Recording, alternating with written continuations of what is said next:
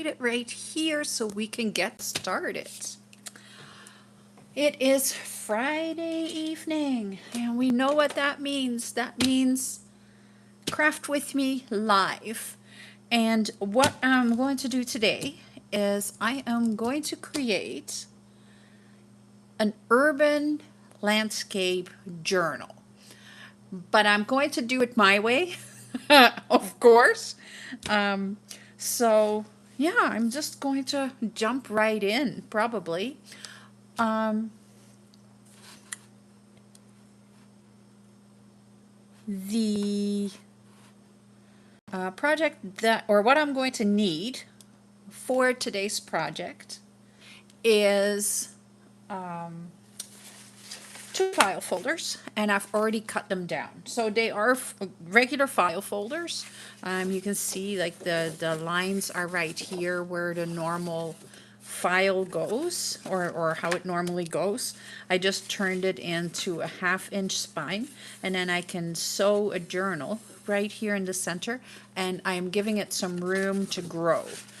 One signature, 13 sheets of paper will give it some substance, but it will still keep, like, it won't be a gigantic journal. So I'm going to make two. One is going to be a little bit more grungy. The other one I want to create a little prettier. So I've got a person in mind that I want to create that for, and so it can be a little bit more pretty, a little bit more fairy-like, and but what I'm going to start with is the base of it. So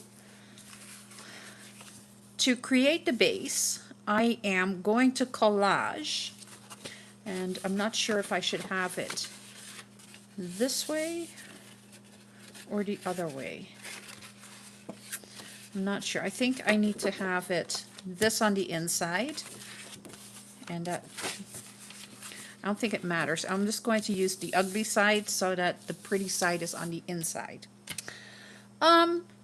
While I am crafting away, I'm hoping that you'll join me in crafting. You know, let's make it an evening together. Don't be shy. I love having a little chat, so check it out. And I'll also introduce myself because I forgot to do that. My name is Mary Lou, and this is Create Junk Journals with Mary Lou. So the supplies that I have is I have some old collages that I just found. I have some just stuff, just old paper stuff that I have laying around.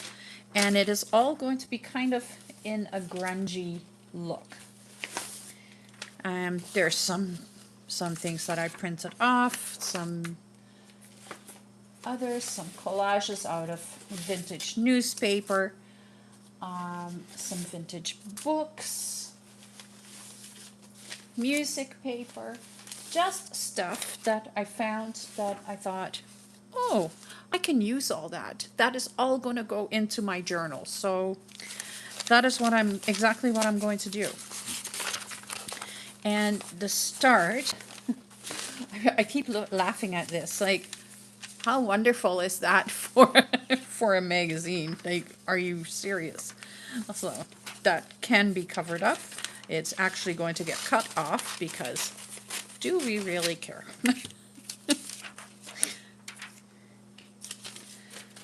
150, I don't know. Is there any him sexies left?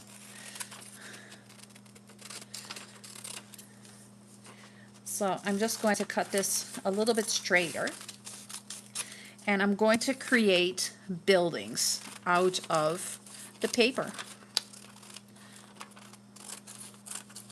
So some will be taller, some will be shorter. I'm just cutting it. Some will be wide, some will be not so wide. And normally when I'm collaging, I don't really have rules. I prefer not to have rules. And the only rule I keep is to keep everything, all the text in one direction. Today I am going to actually have rules because everything needs to be lining up like this. So this one, for example, needs to be cut a little bit neater.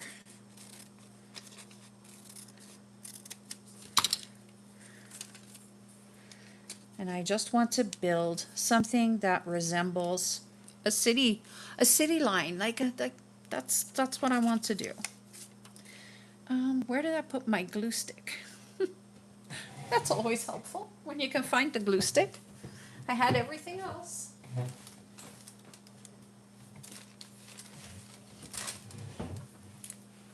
Got it. So I'm just going to stick these down. I think I may need something a little bit taller, but I can always go over top of this. Woo. I'm going to keep the spine open because I don't want to overlap that. I haven't put the signatures in yet, so I need to keep this piece open, but I can do the front and the back. I need my bone folder. Oh, did you guys have a good week? I had it was a decent week. The weather is getting better, the sun is shining, and now it's going to snow again. So I don't know what to do anymore. Mother Nature hates me. I want one that's a little bit taller, so I'm just going to use this, and this is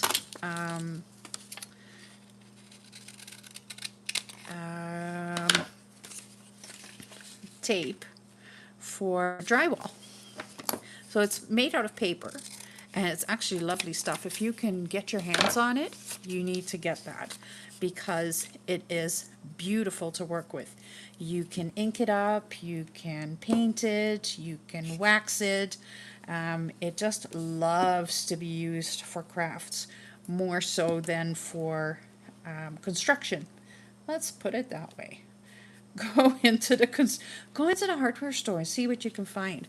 Like there is the rolls with metal tape or aluminum foil tape. Oh my God, wonderful stuff. Love it. You can get drywall patches, and that works really nicely. You can also get the stuff that you fix screen doors and stuff with. Also lovely to work with.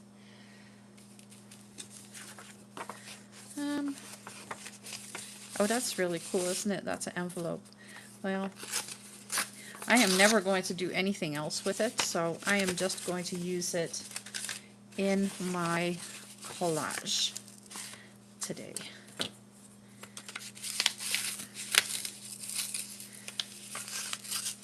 I'm using my ruler as a letter opener because I have a beautiful letter opener somewhere, but I don't know where I put it. And I like having some text in behind because I'm going to just use watercolors to color it in. I am not going to use acrylics, so the text is actually going to be fairly important. I don't think I want to use the red one though, because that's not very grungy. So we'll just go with just this. Hopefully it's all straight. We'll find out. There, that can go there. And then I have this, and this can go right there. And then I need one more that can go right behind here and probably all the way to the top. Probably this.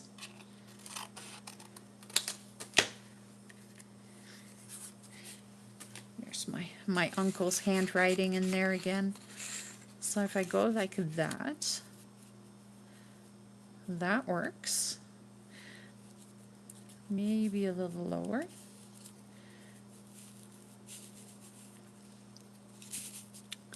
I think right there. I think that this one might be too wide, and this one is crooked. I'm a little picky that way.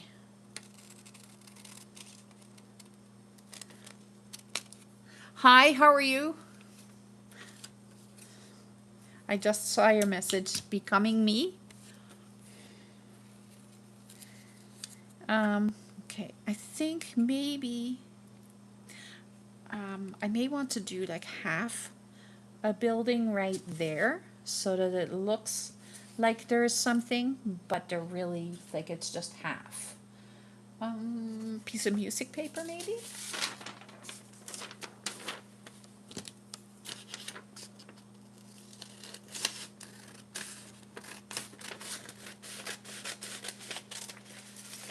Okay.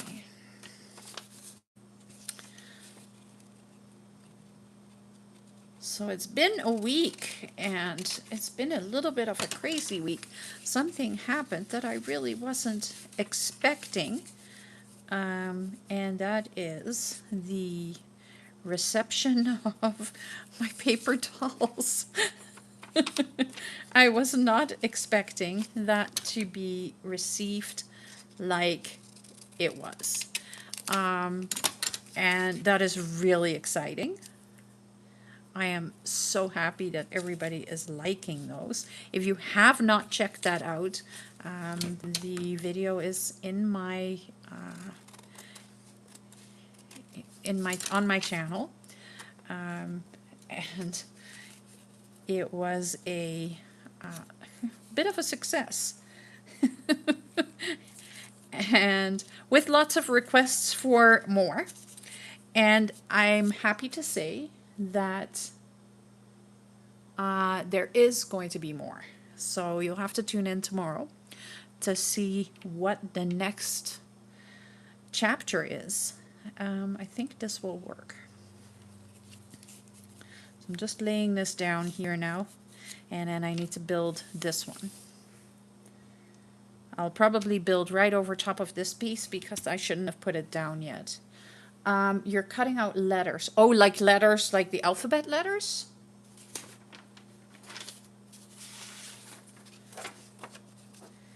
I love it when people are crafting right along with me. Like if you are just listening to me chatter on, you know. I am not a person that likes to talk that much. So these lives, if there is someone who is watching and who is chatting with me, I have all the time for that because I would much rather, or not that I would much rather, I am a very quiet crafter when I'm by myself. So, which is part of why I started my channel too, is so that I had someone to talk to while I was crafting and kind of make myself do step outside of my comfort zone, I guess. I'm just cutting bits and pieces that are going to be buildings. They are going to get roofs too.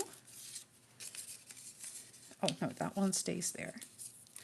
Don't take them from what you've already got. Sheesh. Okay, that one can go there. I need a tall one again. What else do I have here? I have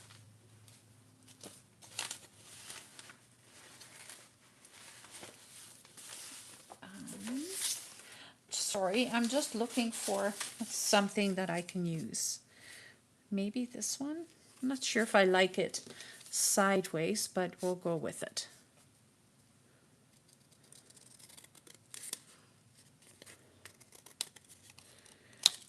Okay, like that. Just a little building.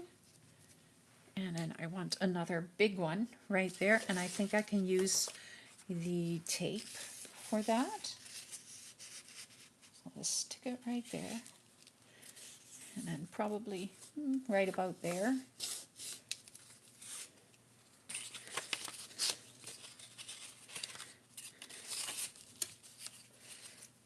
And because everything is still going to have roofs, I don't have to fill the whole page up yet, but the plan is to have everything filled.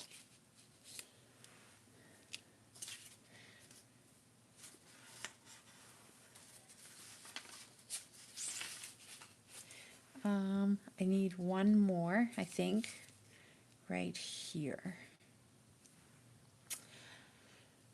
No, not music paper. I don't know if you guys have watched me before, and like if you've seen my where I had the Chinese paper. So tonight I was like, oh, I'm just going to use a piece of Chinese paper. That would be great to go. Do you think I can find it anywhere? I have no idea where I put it again. No, none. I think I might use this piece. This is vintage newspaper. And I don't want to wreck this, so I am going to grab my paper cutter to cut this straight, because I do want to still use this.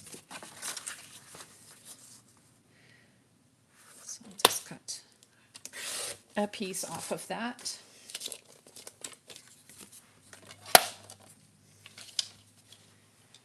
So if you are crafting, what are you making? Or what do you have laying on your desk that you should be working on? Yep, that's good. I can cut a piece off of that. About that much. Stick that in there. That does the trick on that one. I think. We'll find out. We'll find out. So this one is pretty much done. I want something right there. What can I put there? I'll just take a chunk of this.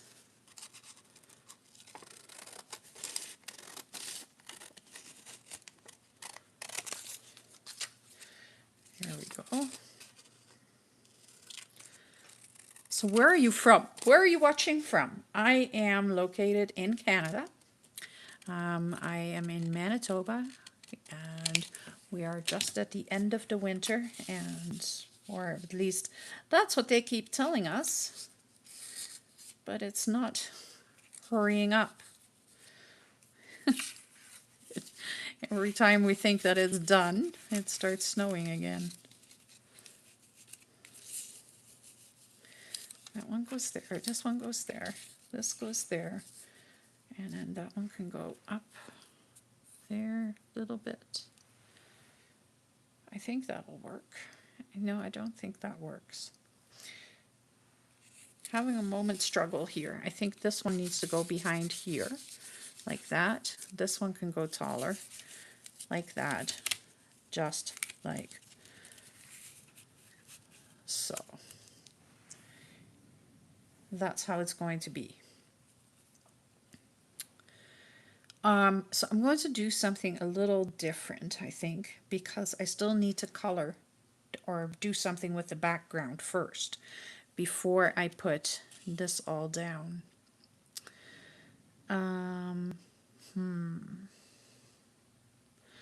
No, yeah, I do. I do have to put something on the background. So I'm just going to pick this up like this and put it over to the side, and the same with these.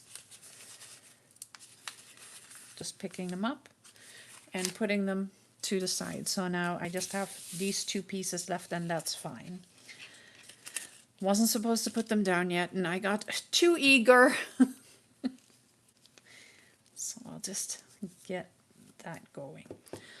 So I have watercolors that I wanted to use. Do you remember where I put those?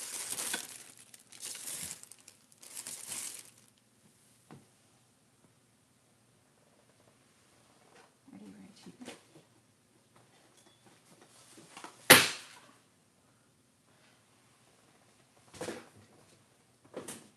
I was very prepared and forgot about my watercolors. not that much because they were right beside me. Okay. I splurged and I bought myself a set of watercolors. Well, splurged.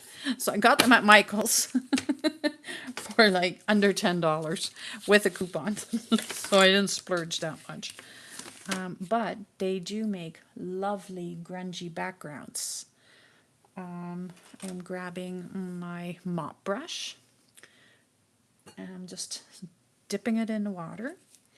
And I am putting water all over the file folder here, just like that. And then I am picking up the dark brown and I'm just kind of laying color in there.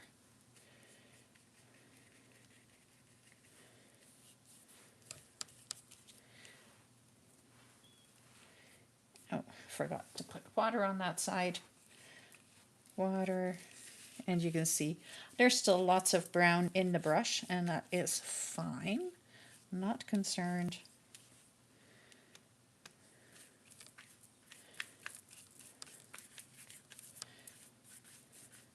I just want this to start looking semi-grungy. Now, if you have watercolor paper, it doesn't the water doesn't soak into your paper like what it's doing right now.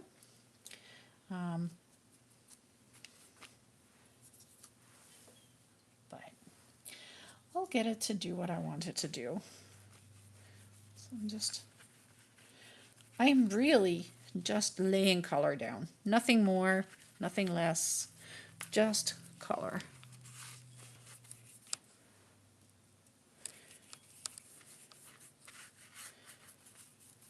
Just to get a little grunge effect. And some of the rust. I think that would look nice in there as well.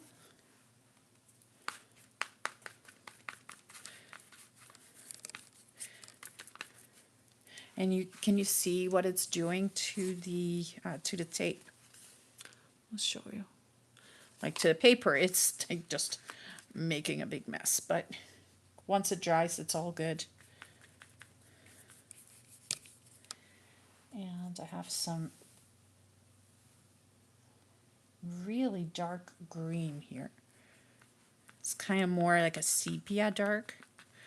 I'm just dabbing some of that around.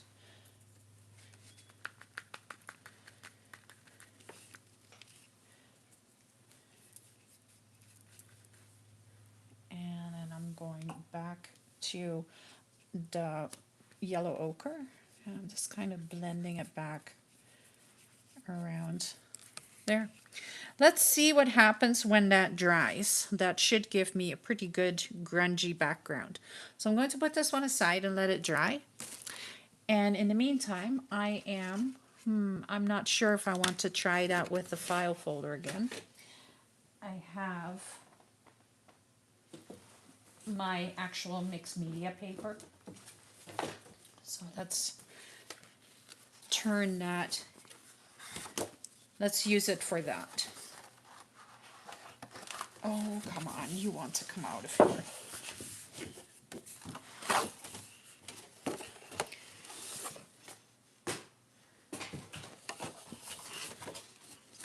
Okay. So this should hold up a little bit better than the file folder. So I'm just going to throw water on here all over. And mixed media paper likes watercolors a lot. It actually likes everything a lot. It is beautiful. This is this is what I'm using. It is Foundations paper by Vicky Boutin. I don't know if it is still being made. I haven't seen it anywhere, but if you can find it, it is lovely. Okay, so this one is going to be more fairy-like. So I want some pinks. And I'm going to start with the darker magenta pink right here along the edges, and you can see like I'm not really caring where I'm putting the color, or not overly caring where I'm putting the color. I'm just slapping it on here, kind of blending it out,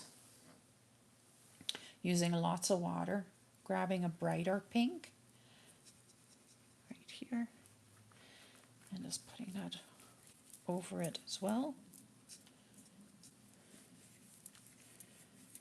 And you can see the difference that that makes compared to what the file folder did. I think I want a little purple, just for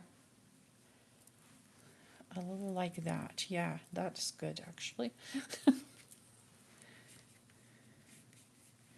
And the water is helping me let it move. Maybe some blue. I have some really bright blue here. But once I blend it in with the purple and the pink, it'll become kind of pretty. It does become kind of pretty, doesn't it? Huh. I have some pale pink here.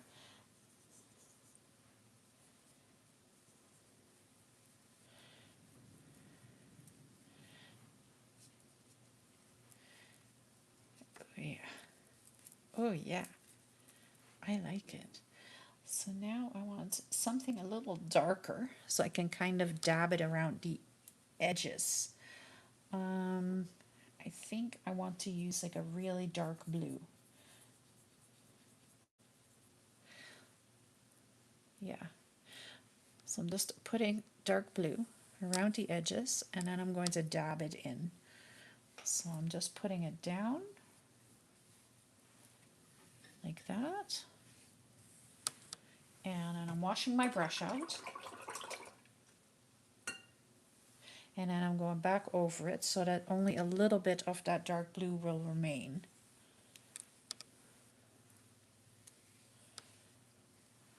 And you kind of get that fairy-like look. And I'm not sure if it is visible on camera, but you'll see it once it is dry. You will see it. And I'm going to just put it aside right now so it can dry. And I can go back to the cover, and I'm actually going to make some buildings for this. So for that one, I am just laying it out on here. So I'm just going to lay this down, and then I can do the exact same thing. So I'm just going to make a landscape on the back of this, and then I can just move it over, and once my paper is dry, I can just glue it down onto the paper. That way I don't have to stop. So I want one strip that is longer, right there. I'm just doing this so that my file folder gets a chance to dry. I don't want to turn the heat gun on while I am live because that is so noisy. Okay, so that's one. Then I have this one. This can go in the front. I can take another piece of this. And I'm using my cutter again.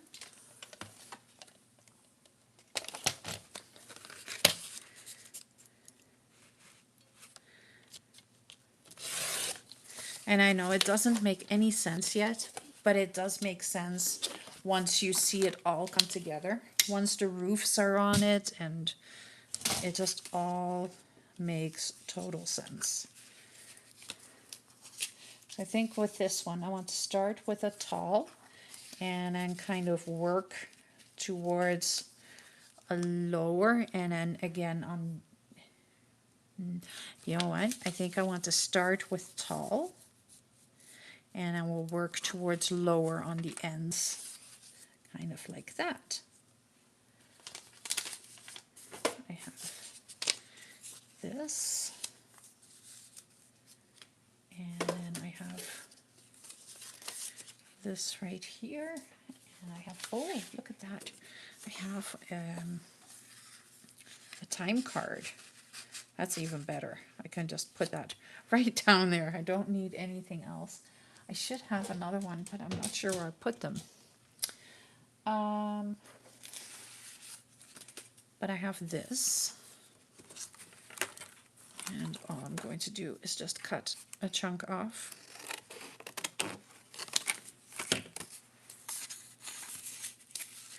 And I can put it right there. This one goes over here, but I can raise it up a little bit. Then I have this piece that can go right here. I have a piece. Is that big enough? Yeah, I'll make it work.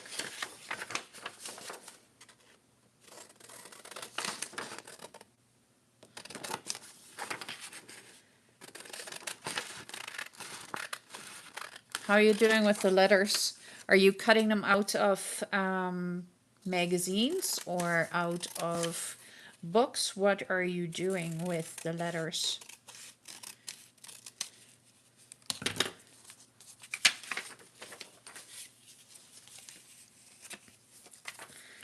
That one can go right there sideways.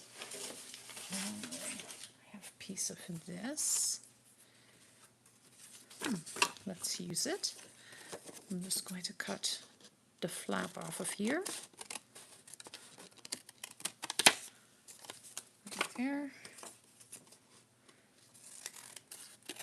So I'm just trying to get bases for buildings. That's all I'm doing right now. So if I put this right there, then it kind of blends everything together, and I think that is good. So now I need to build some roofs, because everything needs a roof, right? And how I'm going to do that is really simple, actually. So this is really cool. I put, what do you call that? Cheesecloth. I glued that into the center to make the paper sturdier, and I just never used the paper. So I think I can build really cool roofs out of this. So I can like build like a nice big church steeple, right? Like a tall triangle. And I can stick it right. Come on, you want to go there. You know you want to go there. I can put it right there. And I can take another one and kind of make it a different shape roof. So kind of like that. And I'm not overly concerned whether or not the lines are all straight. I just want the roofs.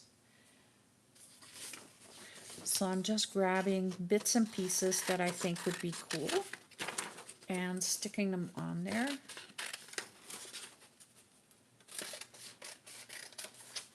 And it is cleaning up some of the paper that I have, some of the scraps.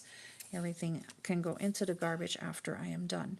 So I think I want to make a round roof because, you know, it's my city. I don't care what you think.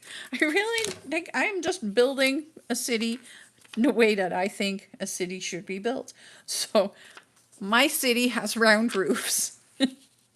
So I'm just going to put that right there. It kind of looks okay. If I really want to finish it, I can take a piece of this, and I'm just going to take a little square,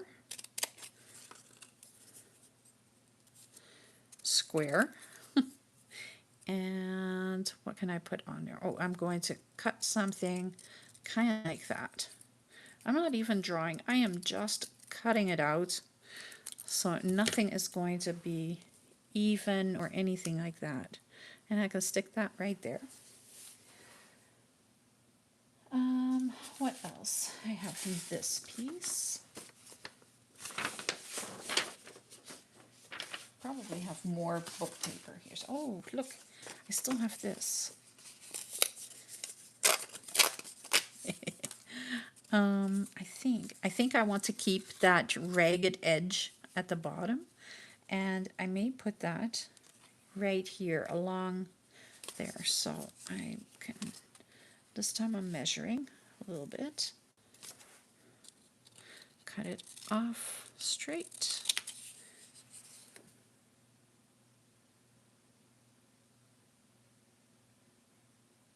Food pictures and restaurant logos for your food collage. That is so cool. Oh, I like that a lot. I like that a lot, Terry. Are you like, what kind of food pictures are you using?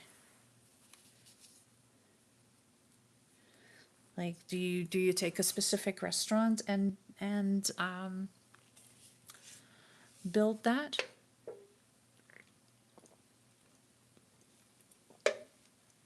Okay. So little by little, I am getting some roofs here. I think I want to take some actual music paper and just cut a straight roof like that. That can go right there, and that's upside down. Let's put it sideways then. There we go, that's better. Then what else do I have? I have this right here and right here. I can grab a piece of my collage. Oh no, that is the piece of my collage. Oh, I have this. Yep.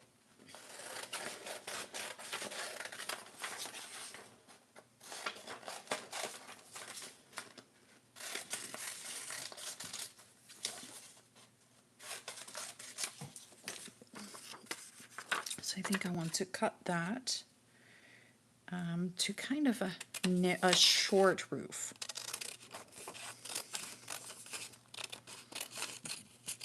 Trying to stay as all the foods that are my favorite and favorite restaurants. All right, give me a list. What's your favorite restaurant? Boxes and bags and labels. Oh, that is so cool. Like, I love that idea.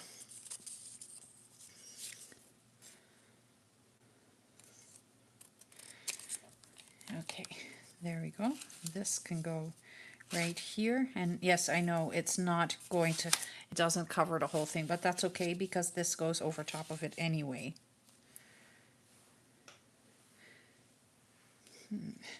Right here, I need something.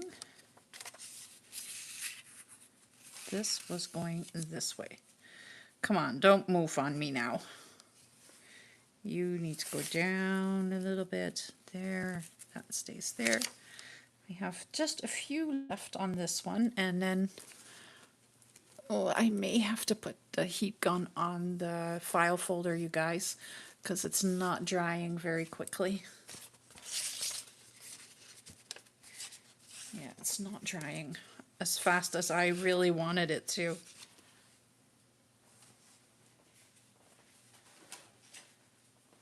My mixed media paper is though, so that's a bonus.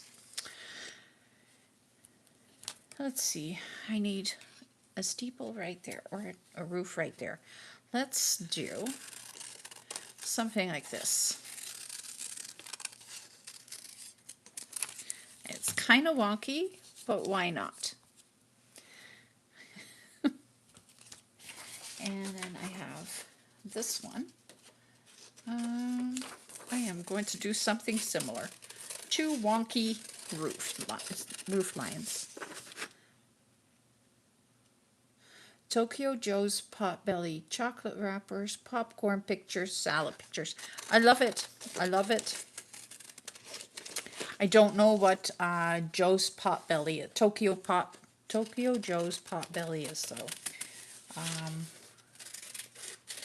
I am not sure if we have that restaurant here in Canada, but maybe you are in Canada. I don't know.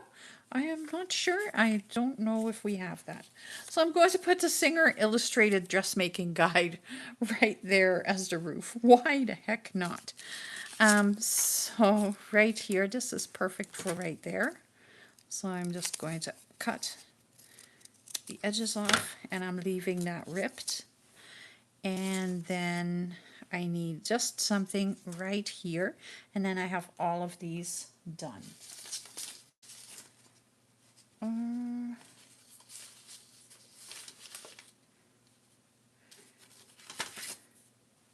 I may just give it a plain roof and I am going to rip this again. You're in Colorado. Yeah. Different restaurants in the US for sure. Sometimes nicer.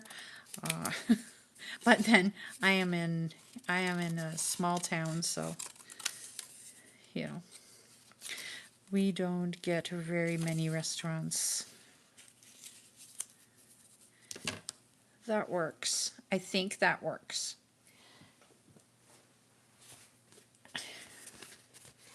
This is so close to being dry. I'm going to put this one aside so that all I have to do is glue it down on my paper. Don't want to mess with it right now.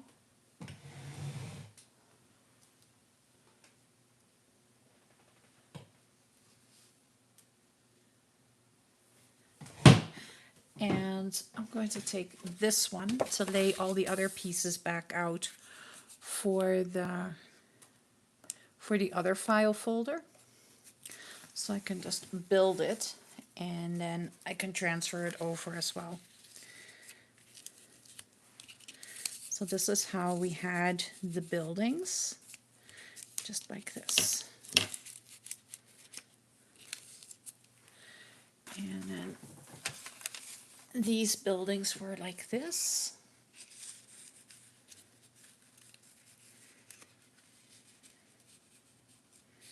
Right there.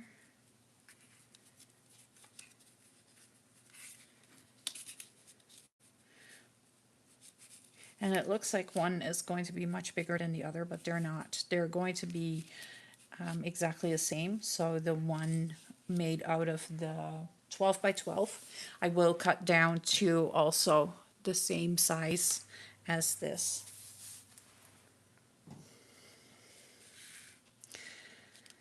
So let's build a few more roofs. So I'm going to use this again.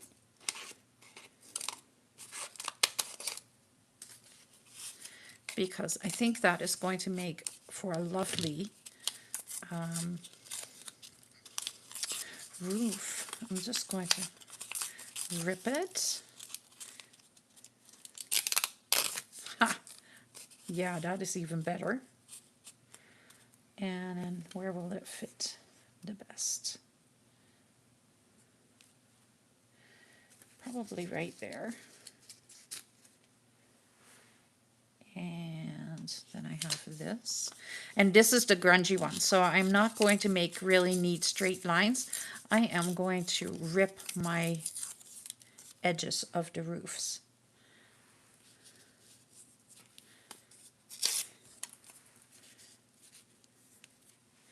That's not big enough, but that will fit on the other piece. So I'm going to put this right underneath there.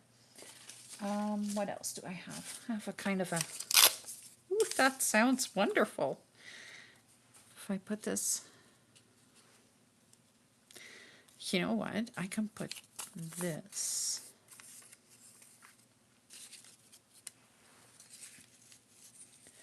Take that just slightly off the page. Then I can use this as a roof line.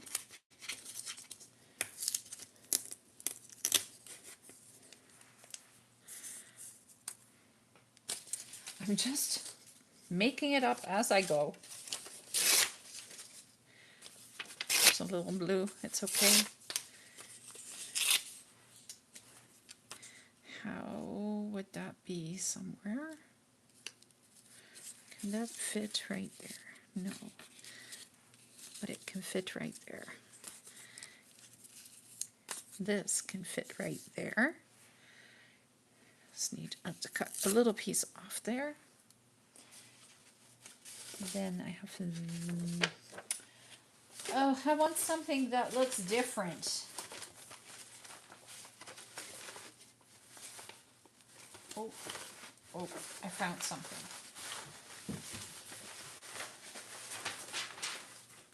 I have some book page. Ripped book page. Let's use that.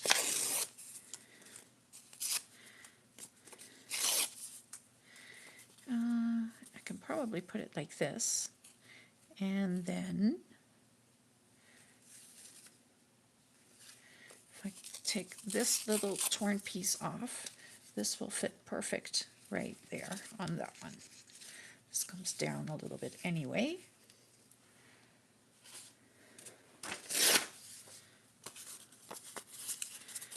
And then cut this, and then this goes right on there. And the texture of all the different kinds of text and paper and stuff is what is going to make this look super interesting and fun. Oh, look, this is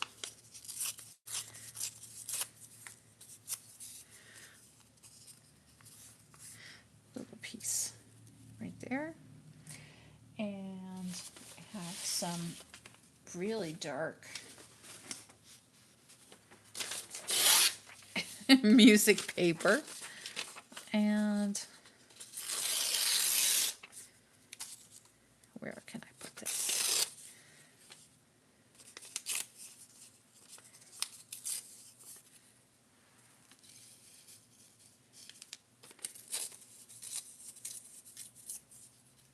This goes right there. And then I want something light on that one. So I have this. And this is vintage magazine paper, and I don't know if that is going to hold up. I will have to put gesso over it for sure.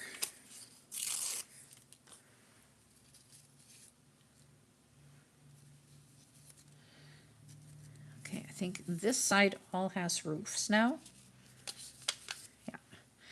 And this side, that needs a roof still. Let's give it a light colored.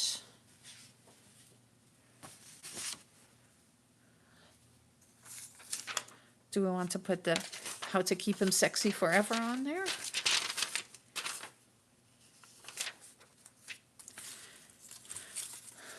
What would you put right here? I think it needs to be something a little bit rounder. Oh, I found another kind of book page.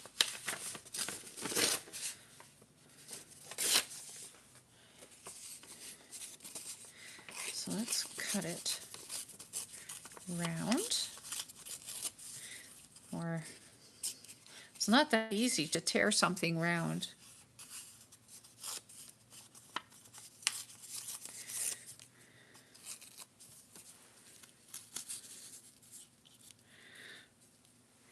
Oh, yeah.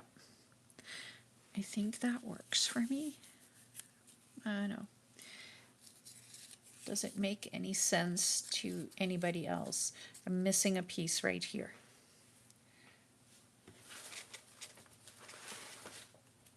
Oh, one more piece of different book page.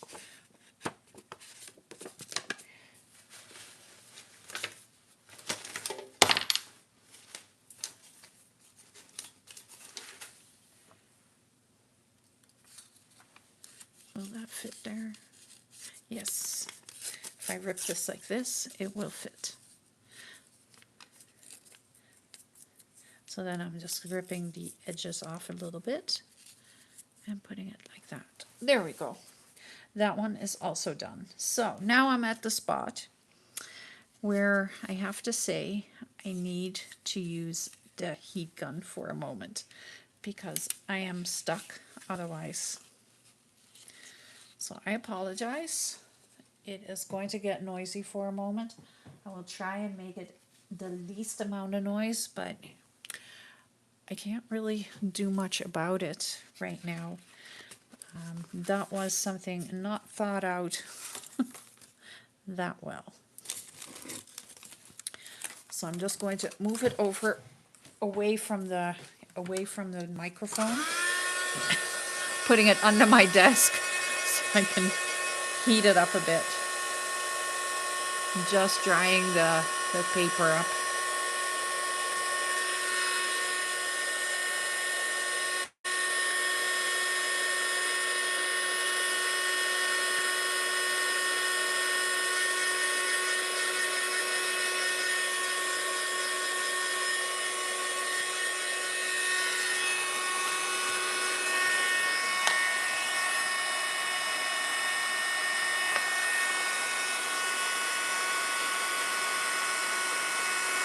It's so close to being dry.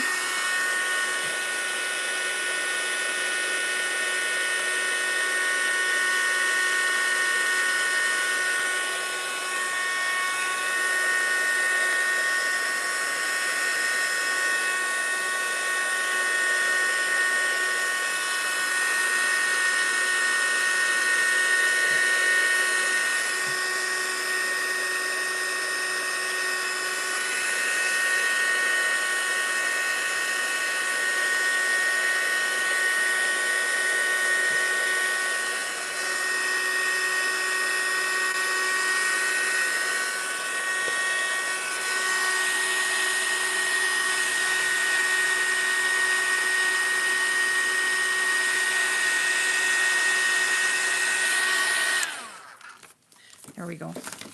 Dry enough, let's put it that way.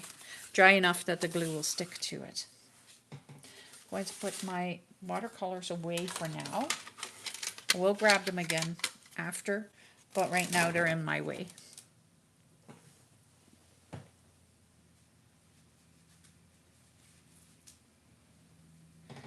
So I'm grabbing the one I just did again, and I am going to lay everything back out on here, but as I'm laying it down, I'm also going to glue it down. So what I am going to do very carefully by holding this like that, I am going to just throw it over. There we go. That's a good plan. That was a great plan. Don't do that. So I'm just going to glue this all on here. Just using my glue stick. You can use heavier glue, but right now I'm just using the glue stick because there's going to be a layer of other stuff over top of it as well. And I will probably sew it down once I get it all sitting properly. So on this one right there. And I think I had this roof. No, I didn't have that roof on there. I have no idea anymore now, so lovely.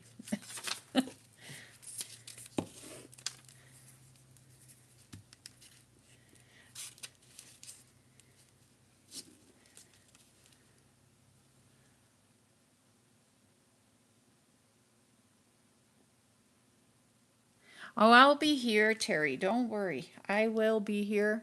I am working away, not stopping until I am done. Just here building my landscape, my city on a journal cover so I can create a journal that might be able to hold the paper dolls, for example, and it'll be their world. I'm kind of playing with the paper dolls here. I've been playing with them all week long. Is anybody else doing that too?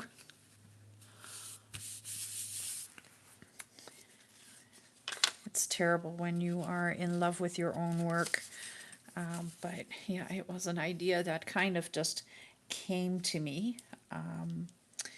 And I needed something for ABC April, and it needed to start with the letter P, and I didn't know what to do. And then I just went, oh, paper doll. Why don't I create a paper doll? And that's how everything started.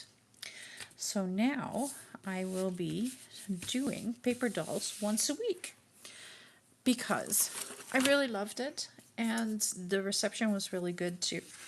So I want to give you guys what you're asking for, and that is the paper dolls. So tune in tomorrow when I am going to be playing with another one.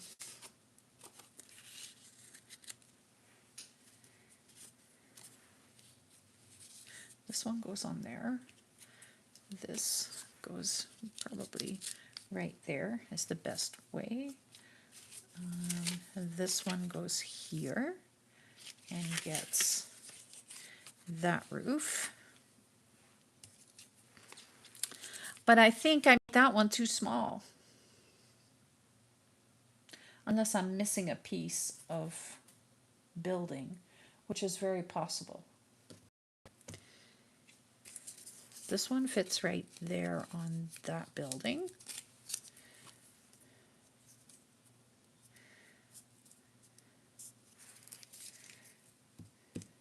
And when you're using glue stick, you do have to make sure that everything is, that you have glue everywhere. You can't have glue on just a little piece because then it's not going to stick down as nicely.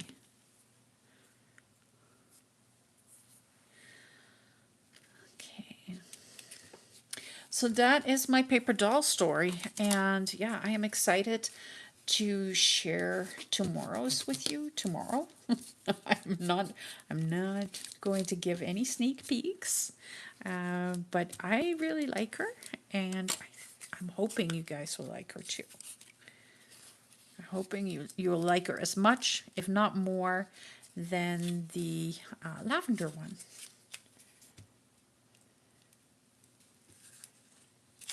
So this journal is kind of an accompanying part to that. I want something that I can store them in, because I don't hold all the bits and pieces. I build them and then stick them together. Everybody plays with them differently, but that is what I like to do.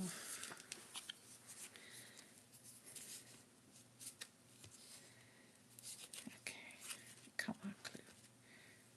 So when you're working with vintage paper, sometimes the glue gets soaked into that paper. Glue stick does it, regular glue does it, everything does it. And that's because it's very dry paper. And it just says, oh, moisture. Soak it all up.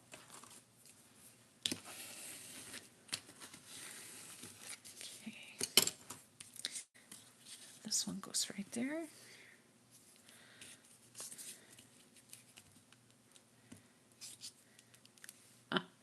I'm not sure where I put the other pieces that I need, or not the other pieces, the other supplies that I need. I was going to use my Inktense pencils to outline all the pieces, and I'm thinking, not sure where I put those. And this one right here on the front.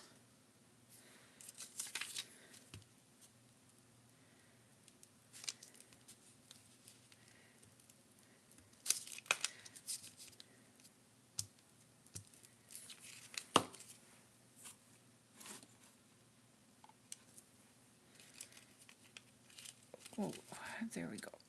Ew. All the paper is different thicknesses and stuff, so sometimes it rolls. And then this one over here. If you are watching this and you just tuned in, I am building a city. So that is, it is for ABC April. And ABC April's letter today is the letter U. And I decided to do urban. And for me, urban is a city landscape. So I'm trying to have some different roofs and lines, but that piece does not work right there. So I need a different piece.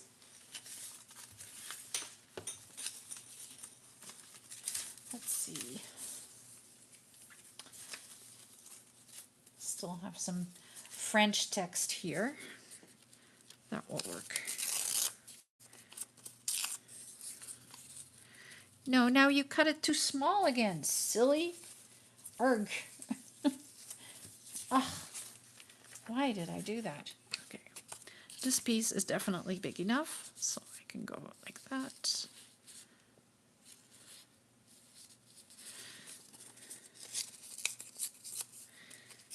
Just cutting it kind of a roof shape. And hopefully I didn't cut it too small. I don't know.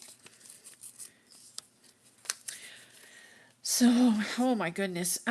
So what I like to do during the week is, while I'm working, I listen to audiobooks. Because most of the time it keeps me grounded, and it feels like someone is kind of yammering at me, while I am doing my work. So this week I was listening to Christina Applegate's book, You with the Sad Eyes. You guys, if you grew up with Married with Children, or The Sweetest Thing, or anything like that, you need to listen to this book. It is really good. I cried a few times, I have to admit it. I did. There were a few tears that were shed. But she tells it like it is. She is not being, she's not beating around the bush. She's definitely saying, this is what my life was like, and you gotta feel for someone. Like, that is no way that anybody should live. So I'm not giving anything away, but yeah, if you're looking for something to read, I highly recommend that one. Okay, so this one, I may put this right here, so I'm not wasting that. Or maybe I want to put this one right here. Let's put that one right there. That way I'm not wasting any bits of roof. There we go. So I have my other pieces here.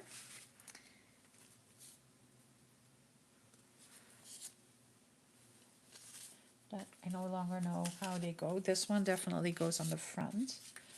This goes right here.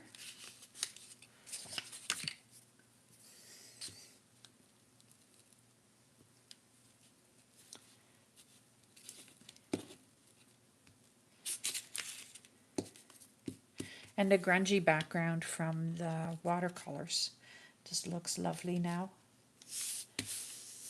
It looks dark and gloomy, and that's exactly what I want.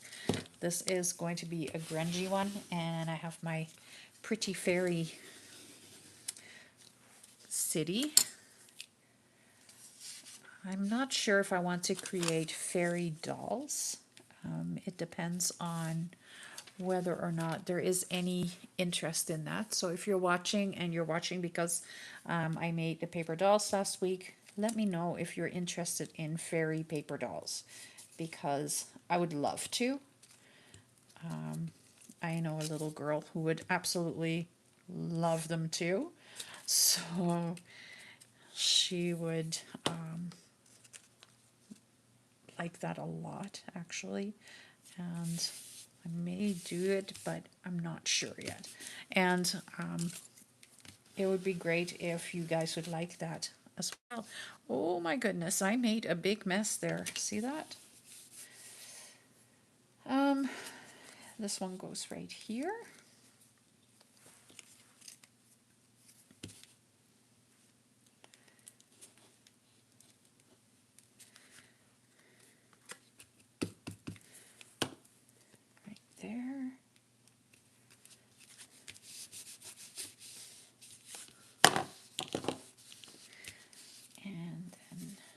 this one can go right there. So sometimes you're building and then you're actually just covering other ones up, but that's okay.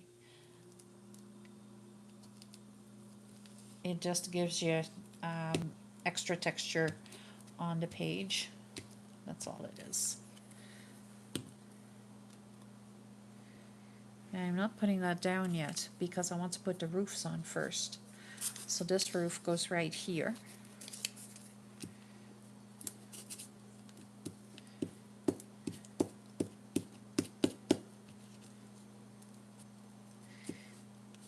Okay. This one goes right here. And then this one goes on there. This one can go right there. So I'm just rebuilding it. Like, even though I had all the shapes, I'm now rebuilding it because I didn't remember where it all went. So if you're not recording with your phone, you can take a picture and then you will remember where your roof lines were. There.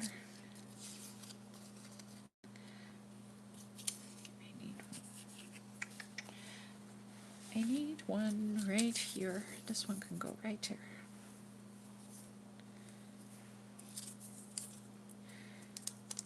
So I like that one is really neat and tidy and the other one is going to be just kind of winging it.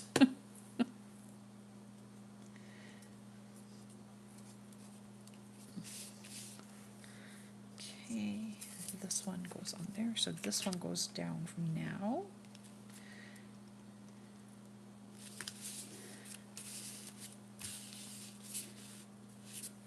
And then this is the roof that goes on there.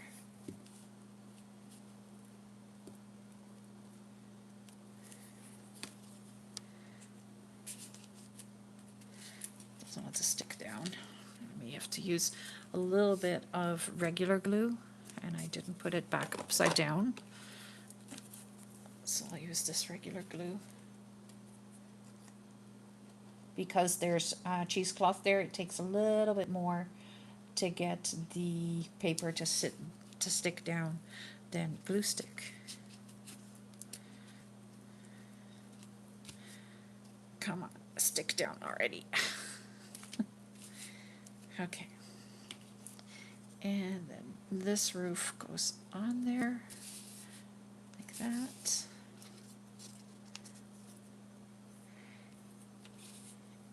And right here. This goes here with that one.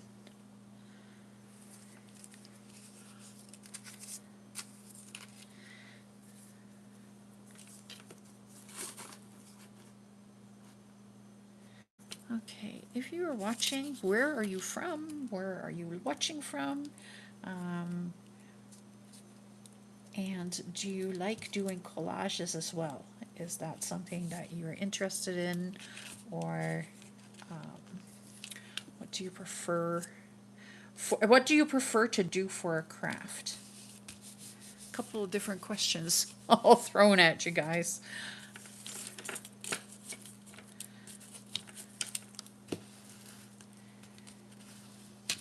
Just sticking this down really well, and you can see the glue is coming out, so that means everything is well attached now. And then I'm not sure if that's an appropriate title, but or words on here, but you won't be able to see it anyway. I'm going to push all the actual words into the background.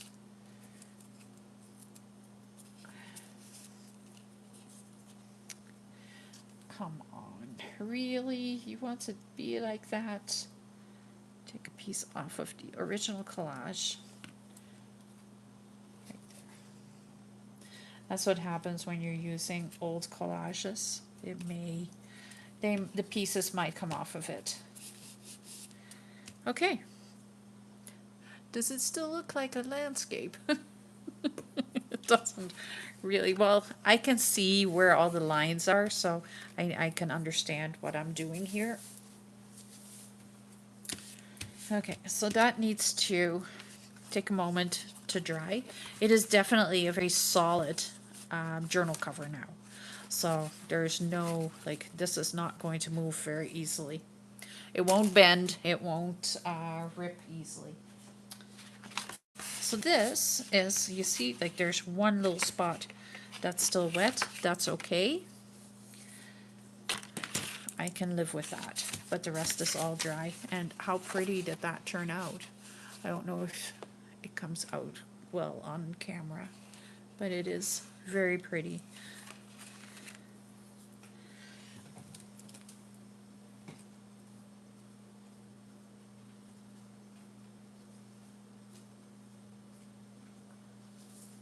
Whoops. Oh no. Okay, I've got this one.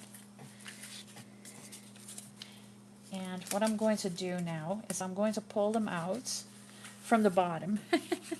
Trying to be semi-smart. And you know, I see, do you see that? I don't like that. So I'm going to put this steeple like that. And I want it the other way around because I want the texture from the, so it's going to be like a roof line kind of like that. So it's the same idea, except that this one I might do with acrylics and not with watercolor. I'm not sure yet how this one is going to work. Or I might use white gesso to tone everything down first and then go over it with the watercolors. I think that might be the smartest idea.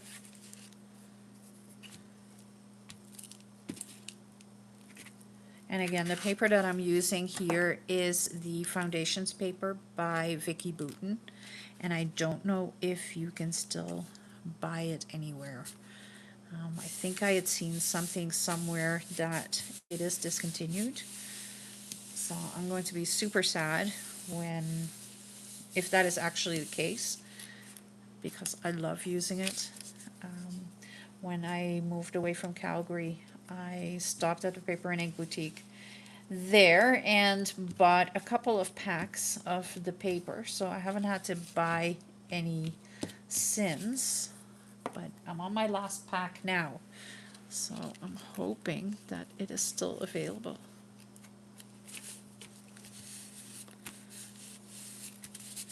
Okay, sticking it down. So this has cheesecloth on it, and it'll just give lots of texture and interest to the page. And I'm just going to put a little bit of glue there and stick the cheesecloth in there so it stays down.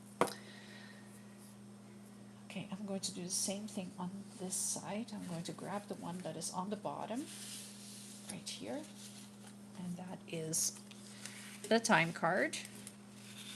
And I'm going to put the time card right here. I think I may want to put it with this color up.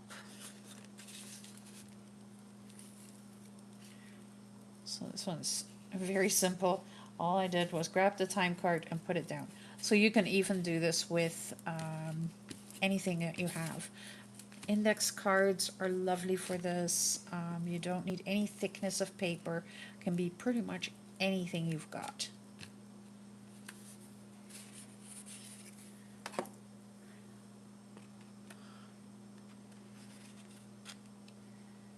Stick this down like that. Bone folder. And squish it down.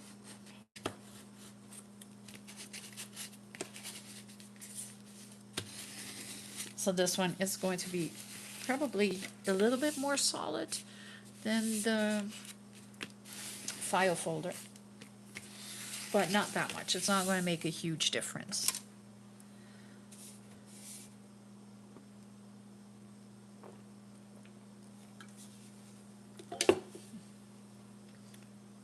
And on my roof line, was this one. So the only thing that I did with these was I ripped the edges because I thought that would be looking a little bit more whimsy for this, but then I cut the lines all out other than that.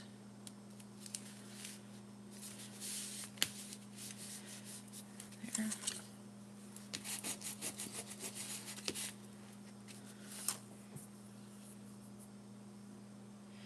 And then I need this one. I can go right there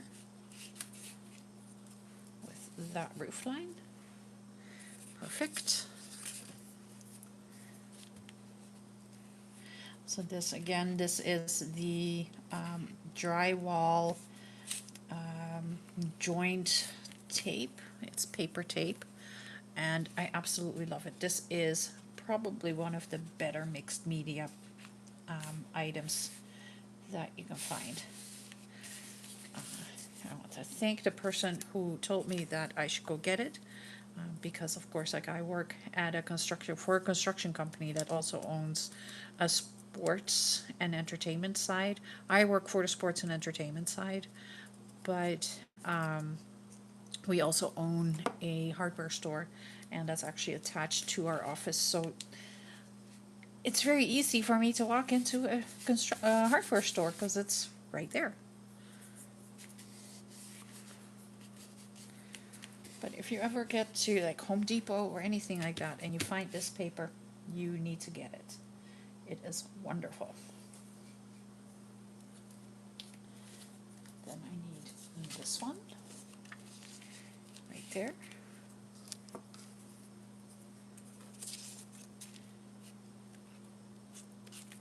So right now I'm just rebuilding the city that I had already built, but I'm gluing it down too.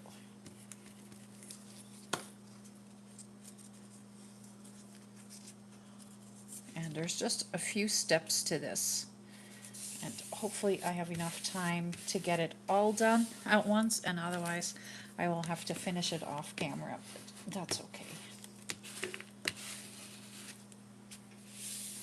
I am working as fast as I can. This one? Yeah. Whoops.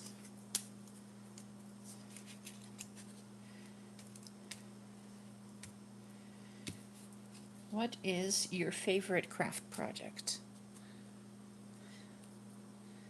What do you prefer to do for crafts?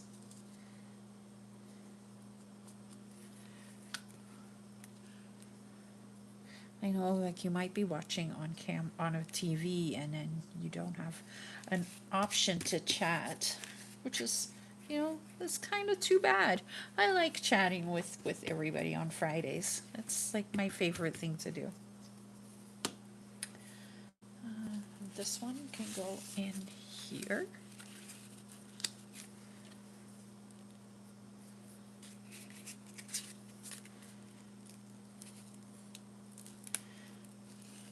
So some of these collages are with extremely old paper. This is one of them. So this is all newspaper from 1939 that I had, and I created these collages, and then I was kind of like, well, what am I supposed to do with them now? They are just sitting here, and I just don't know. So then I decided that, you know what? I should just use them in my projects. So that's what I've been doing. And that is really satisfying because you get really cool things that you're making with really old newspaper, but it is much sturdier because it's already been collaged onto something. And of course it doesn't want to stick right there because of the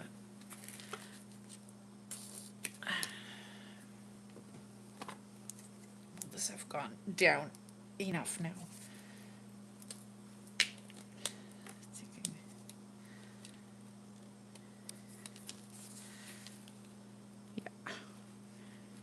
So that's my fast grab tacky glue. It is nice to use. because it works really quickly.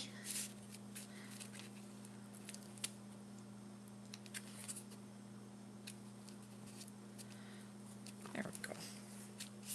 Stuck down. You don't want anything peeling up or coming up.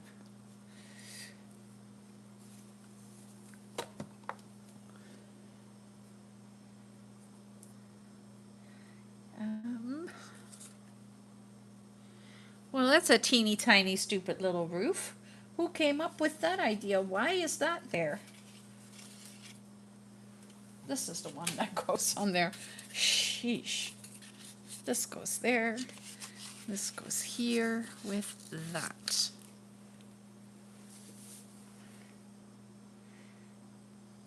Because this goes with that one. There we go. No, I don't want to do that. I want to use this one on here. Maybe, maybe not. I don't know.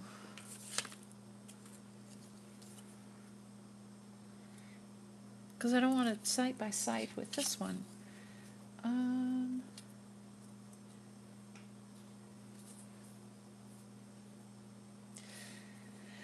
Oh, darnations. What do I have here? That goes with that one. That goes with that one. This goes with that one. This goes here. So I think I want a different one. I'm just going to take this.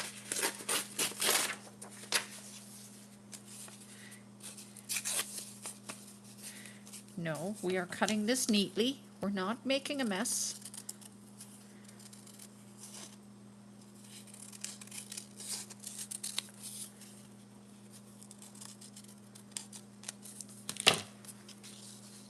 Like that. That works. Okay. So this again is that drywall tape. And yep, love it. Oh no, I'm out of glue stick. I guess fast grab tacky glue it is. Maybe. If it wants to come out. Come on. Don't slow me down. I was on a roll.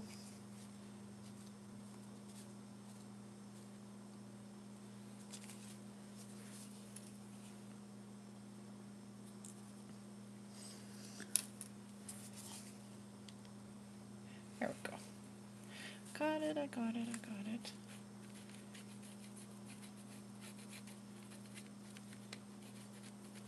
There we go.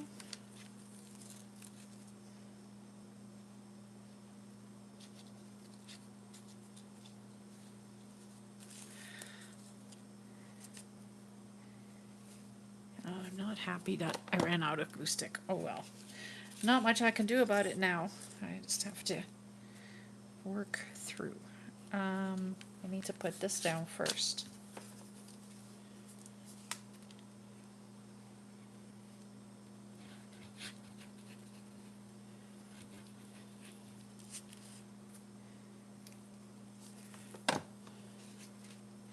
So this goes here.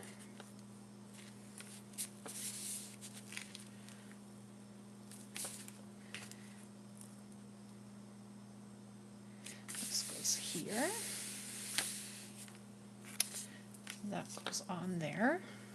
It looks really silly, that teeny tiny little roof on a giant long building.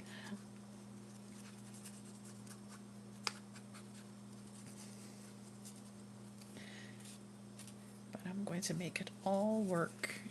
It's all going to look fine.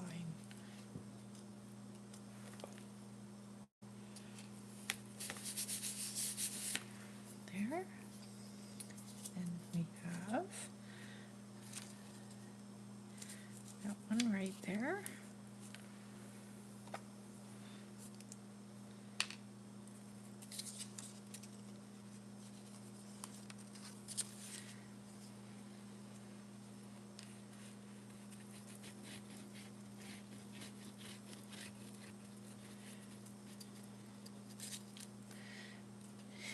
I saw this meme on Facebook yesterday, and it was this pan filled with glue sticks and bottles of glue, and it said, "This is supper for the next 2 weeks because I bought glue." Well, isn't that the truth?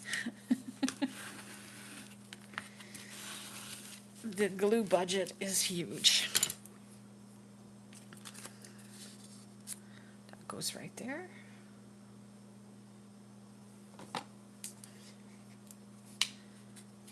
I like it. I think this one is making way more sense than the other one did. For now. The other one will make sense in a moment, but I'm just going to make a little smokestack right there with cheesecloth. There we go. Then I have this one, and this one is going right at the bottom. Whoopsies.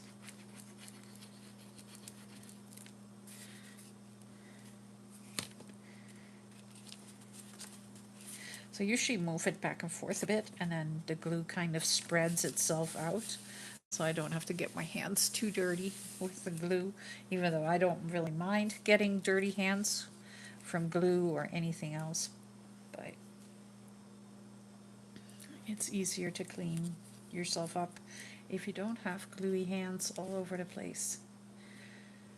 So this is going to go here with that on top, and then I have this one, which is going to go right here,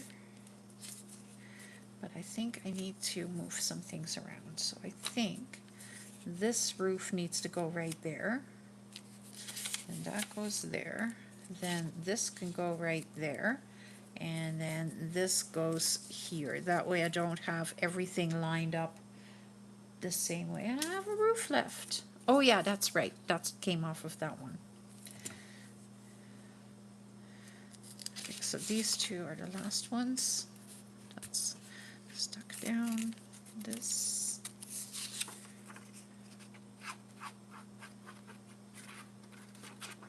Just sticking this down.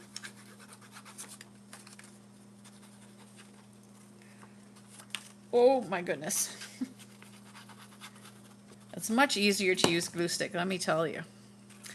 But when you're not smart and you make sure that you have enough glue stick, then you are out of glue stick. Here we go. Go over it with a bone folder just to make sure that all the glue is spread out nicely and that it will stick down. There we go.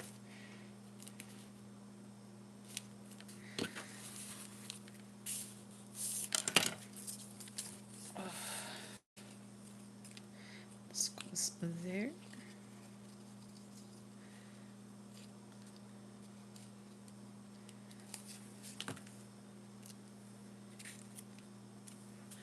This goes right there. And then this goes here. Oh, I'm keeping it red, obviously. I don't know. Once I go over it with the gesso, it will tone it down a little bit. But it is pretty bright red.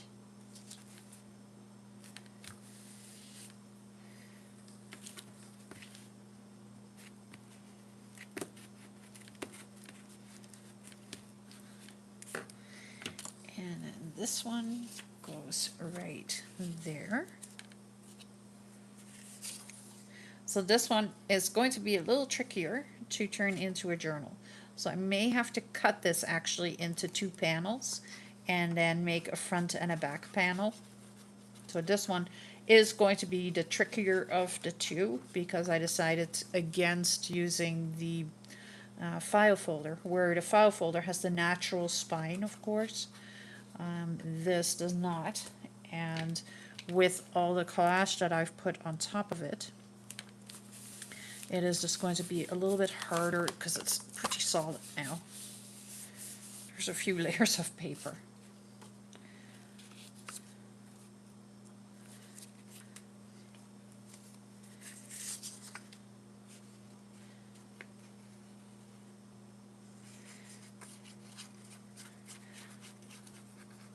But if I create two panels, then that was kind of the same idea.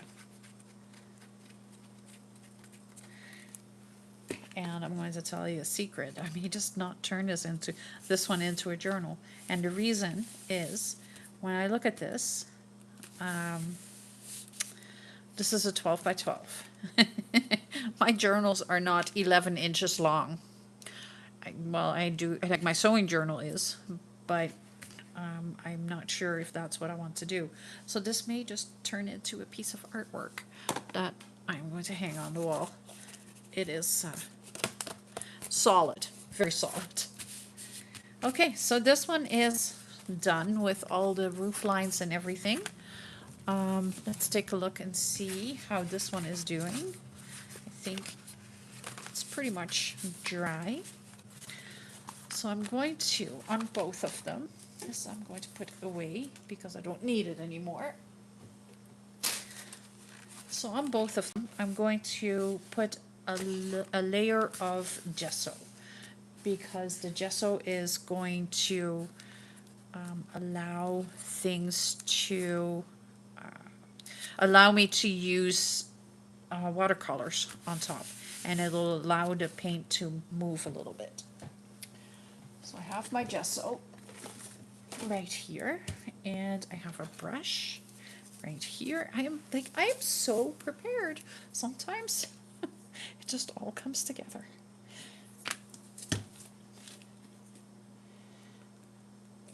Oh goodness. Now, if only I could open my jar of gesso, that would be even better. But it doesn't want to open. There we go. Sheer force. And I don't buy very expensive gesso. I buy the Artist Loft gesso from Michaels. It works, it does the trick. So I'm not going to go over the parts that I've already put the watercolor on. I am just going to put a little bit of a dry brush over the other pieces. Just a little bit, not a ton, because I do want to still see other things shine through. But this is going to make the paint move a little bit easier. So I do want to keep the text shining through and all of that, which you will, I will. It doesn't need a lot, just a little bit.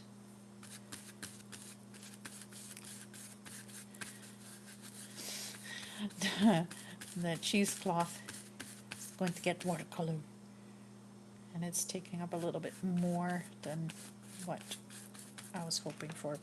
That's okay. Okay. So I'm also putting it in different directions. I don't know if that makes a big difference, but it feels different to me, so that's why I'm doing it.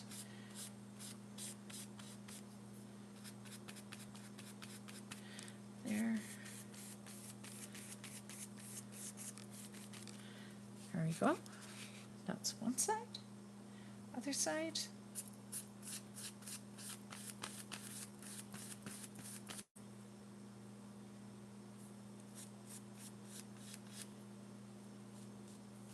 And especially because like a lot of this is super vintage paper, so you do want to have something that will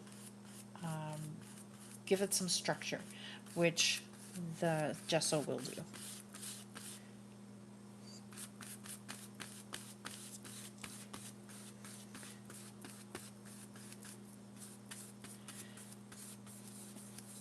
And you can see this is not going to be a one night quick done project. I may have to do this a few times, couple Fridays maybe. Not sure. I can see that it may take a little bit longer.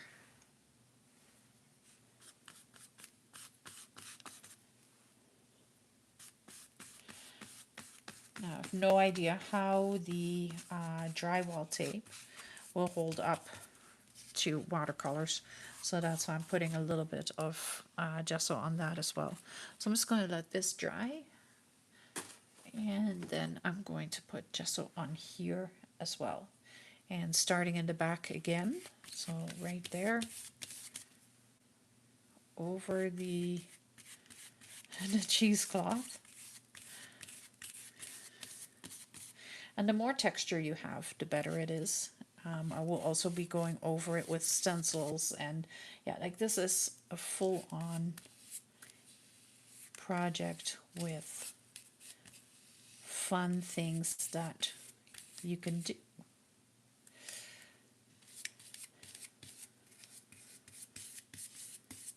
But now that I'm not doing the 100-day project anymore, I've actually been working on other projects that have nothing to do with my channel, which is lovely. Like, I am actually like getting some things done for myself too.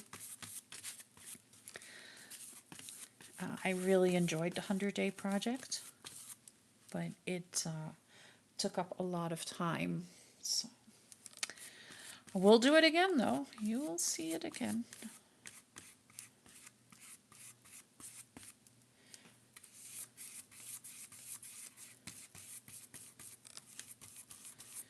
Now, some of these are also digitals, so putting gesso over top of them is going to protect them a little bit, so it'll keep the color neat and tidy. And then when you go over it with the watercolors, it won't shine. It won't take the color off the paper from the inkjet. Whew, that was a difficult way to say that.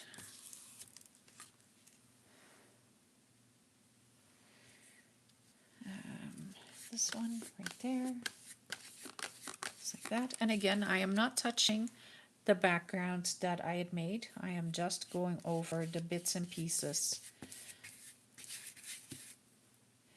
right here so that I can do watercolors on it.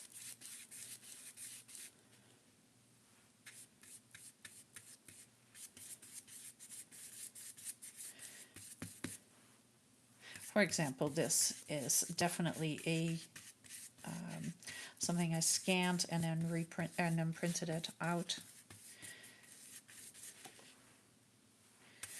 The other thing you can do with this, like, you can have so much fun with this. Like, you can put ribbons on it, and windows, and decorations, and trees, and whatever you want. Like, it, you can just turn it into a city.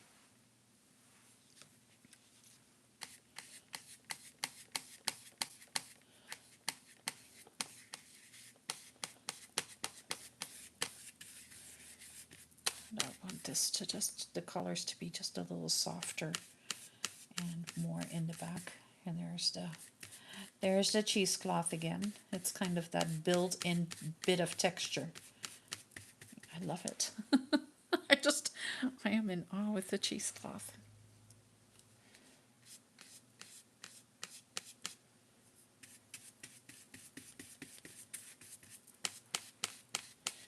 I'm just dry brushing the gesso, so it does give just a little bit of a coating, not a thick coating like, you know, that you would give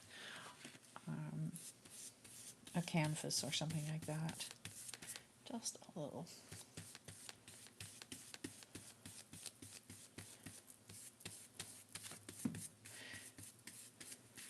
And the different directions that I'm going in, that's just because in my mind that makes sense. All right, everything has been gessoed now. I'm going to put the brush in water and close this up.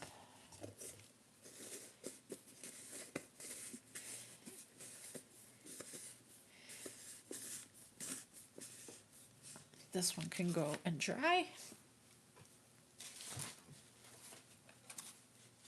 There we go.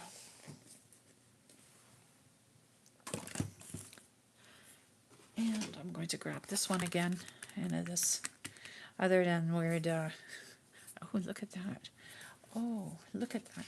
When you take this, yeah, take that off, you get really cool texture with the gesso. Just discovered that, just like that. So I can watercolor right over top of this. It doesn't have to be completely dry. It will dry with the gesso on it. So I'm grabbing my watercolors again.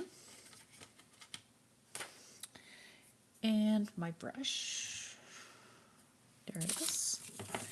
There's one brush, and I have another one too that is a little bit less wide.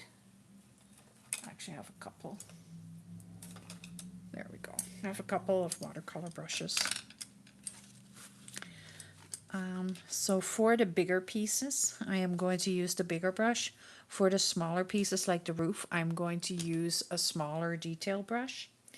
I will need some water. And I need some color. And I'm going to use that dark green first, because I can. I want to start right here. So you can see like it moves, but it will be really grungy, like, because it doesn't necessarily stick to the paint. It doesn't grip it the way that watercolor paper does. So it will lay on top a little bit, but it's all good.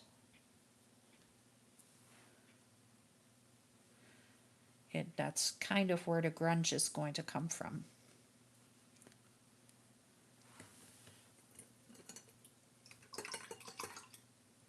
And I have to make sure that I keep the brush semi-clean, because it does not clean very well from that, where the gesso kind of transfers onto the brush a little bit. So I'm taking some brown, I'm going right here and right here and right there, that little piece. Don't want anywhere else. I don't know, maybe right here.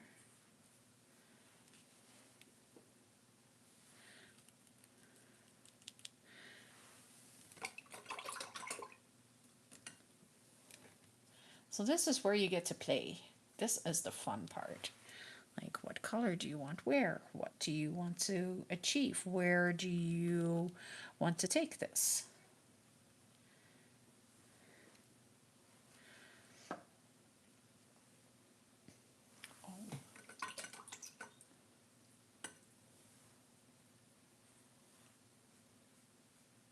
have some of this rusty red. Now let's put that right there. And I'm probably right there as well, just to balance it off. And then I'm just taking a little bit of that brown and going back in there to tone down that rusty red a little bit. Not a lot.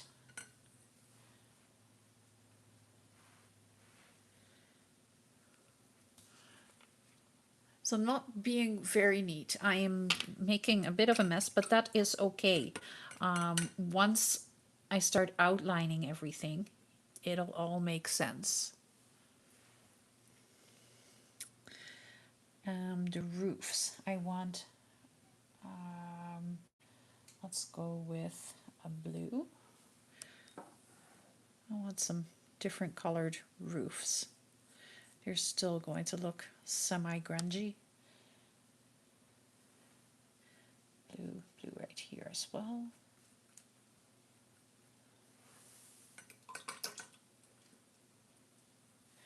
Let's take a little bit of black. And I'm actually sticking that into the cheesecloth. And it's just going to give me like that gray grunge kind of look. I'm going to do the same right here to the gray, to the cheesecloth, right there.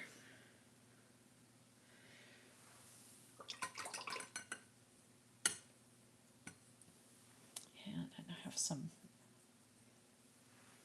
different color, rusty color, kind of terracotta-ish. And I want that on here as well.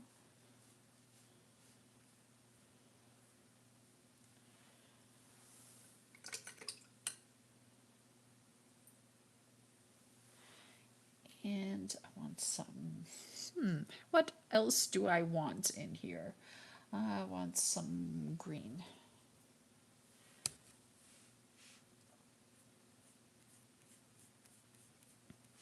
And when I'm putting the actual color in there, so like the blue, I'm not going very dark. But then I'm picking up this one, kind of dabbing it in there, and doing the same right here.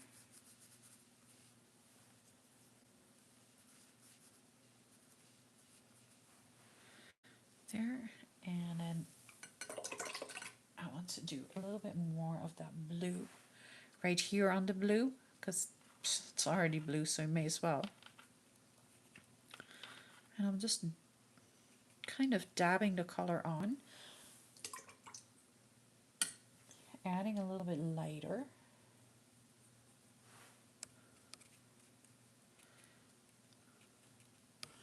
And then I want to add a little black to give it some depth. So just, ugh, that's really dark. Way darker than I thought it would.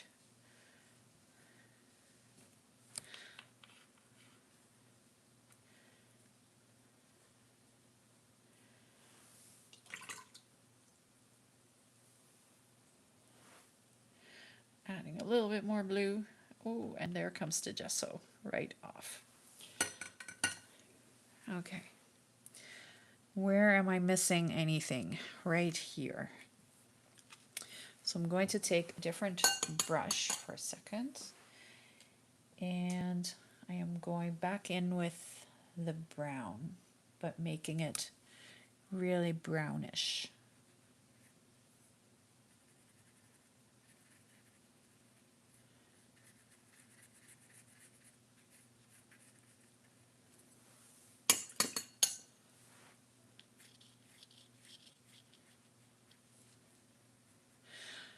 Well, that's a mess. How am I going to fix that? That's not what I wanted.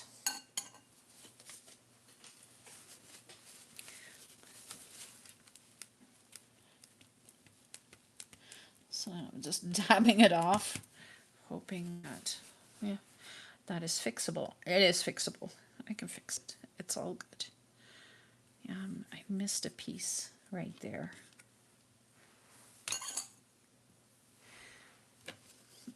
And I didn't color that yet either. So I'm going to take some of that sepia. No, not the sepia. Let's put some of that green in there. Right there. Kind of a grungy green right there. And then I can probably put that grungy green right here as well.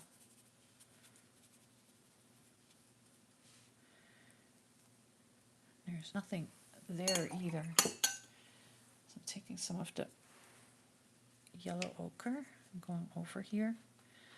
But then I am picking up some of this just to tone it down so it's not so bright, because the last thing I want is to have this be bright. I want it to be grungy. But just because you want grunge doesn't mean you can't have color.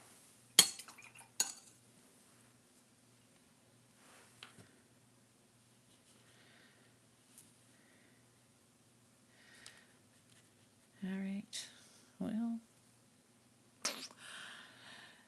It looks messy. That it does. But that all gets cleaned up at the end. Once I start doing outlining everything and putting windows in and all that, it is all going to come together. Right now it just looks like blobs. It's just that, it's that ugly stage and you just got to get through it.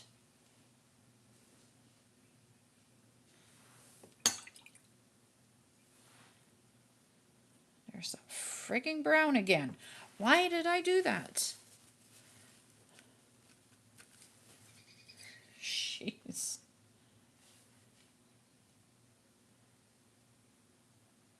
Prefer the terracotta over the brown.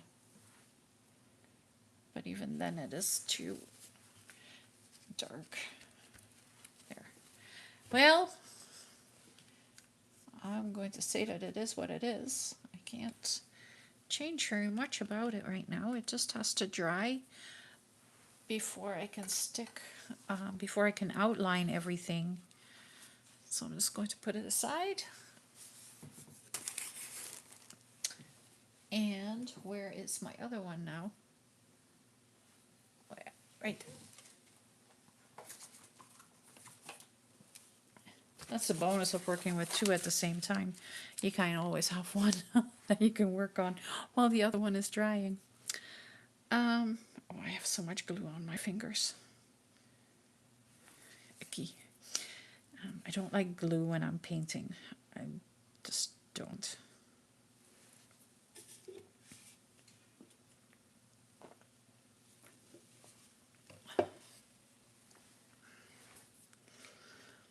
So if you're watching, what are you working on? Are you crafting along with me, or are you just watching, or am I just background noise? So this one, I'm going to have to wash that brush out a little bit better because I am switching from the grunge to the pretty. Right?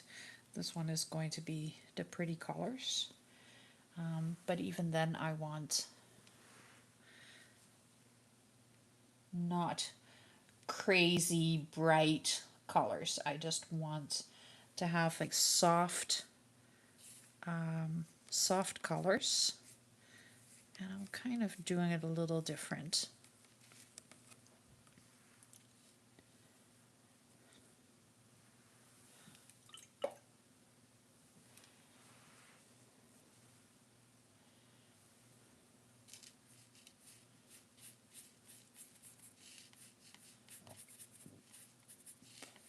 So here you should be able to see the different shapes coming in. It'll be much easier, I'm sorry, than with the other one.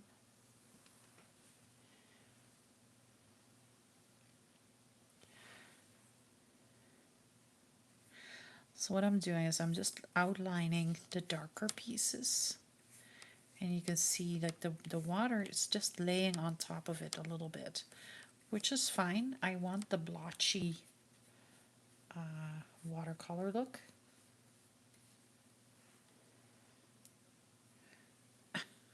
Cheesecloth must have been in my towel. Let's see. I can put some purple right here as well. And right here.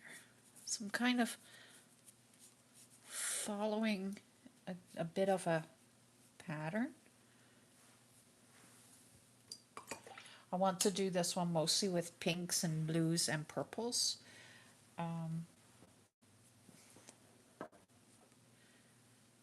Because I want it to be like more of a girly, fairy type of look. So then the colors need to be a little bit brighter or a little bit more towards the pinks and the purples and such, as opposed to the browns and the blues and the greens from the grunge. So I have some periwinkle here. That would look lovely. Maybe right here.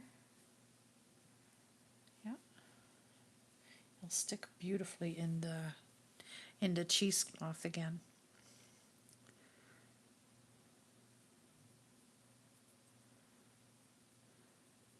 That's good. So I'm taking that periwinkle, I'm kind of going over where the purple is, kind of allowing the purple to blend in with that periwinkle.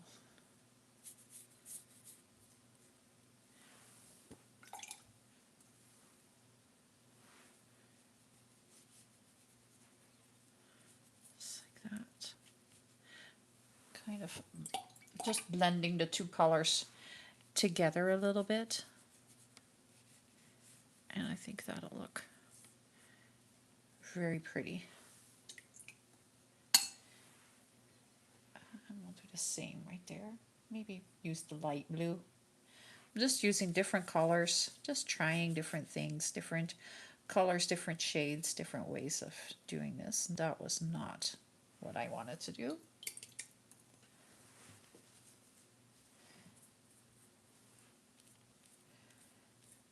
There we go. Wanted that little bit of blue.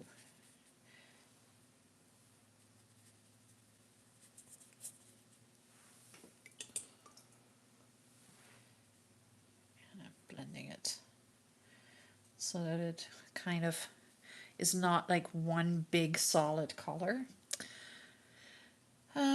Right there is more purple, so I'm just doing all the purple first, and I'm going to go back with that periwinkle. I like that periwinkle better than that light blue. Oh yeah. And I'm using the big brush because it just gives me better effects than the little brushes. And I'm picking some more purple up and just allowing it to blend with that periwinkle. Just like that. Once it dries, it all makes sense.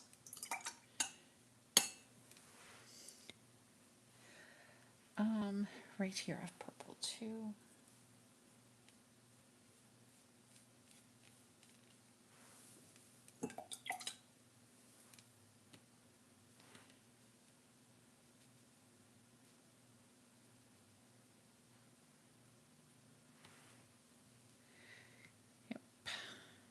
Making a mess, definitely making a mess, but it is a controlled mess. It is exactly how I am actually wanting it to go, so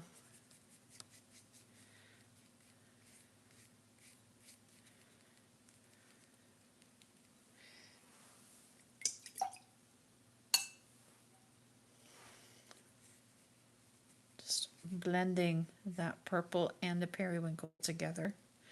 And right here, it's just because the paper is a little warped right now, it just doesn't want to stay in one place. It's just going to pool a little bit, but that's okay.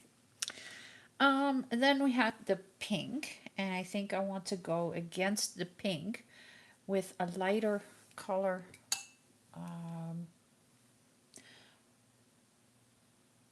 With a lighter color pink. I think this one.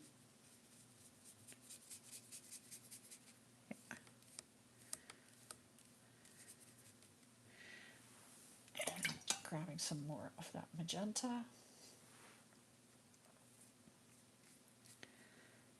There we go.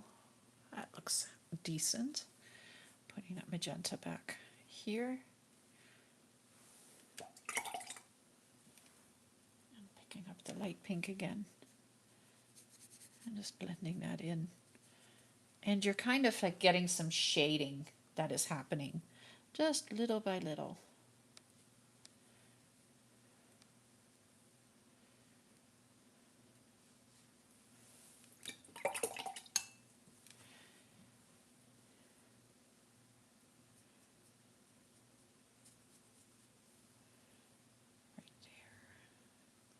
That.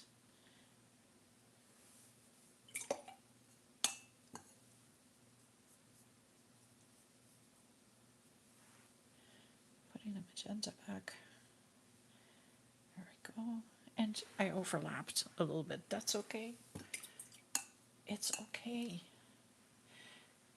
Not everything has to be total perfection. It actually looks way better when you don't get perfection. Did I get them all? I think I have all my buildings done. So now it's time for the roofs. And I think I want to do the roofs mostly with blues. Blues and a brighter purple. That's what I want to do. So I have a bright purple here, kind of a violet purple. So let's see. Put it right there. And I don't want anything to touch. I don't want the blues to touch each other. Was that a roof? That wasn't even a roof. Well, that was dumb.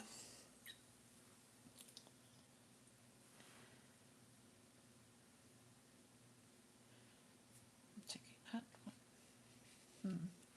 I'm not sure I like that. No, I definitely don't.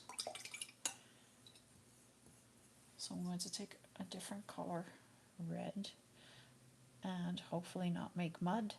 No, just a different color, purple.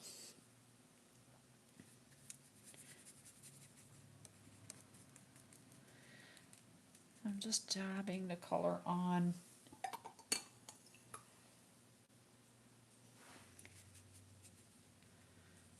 Letting it blend, letting it kind of do its own thing.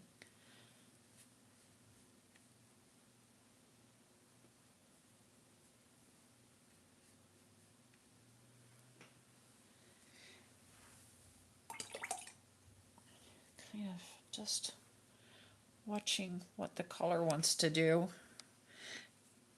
and playing with it that way. What color purple is that? Oh, a little bit darker. Take a little bit more dark blue and put it right at the bottom. And I don't know what's going to happen there.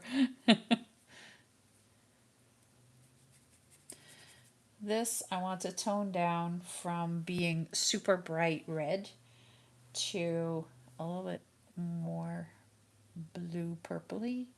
So I'm just going over it with the blue first.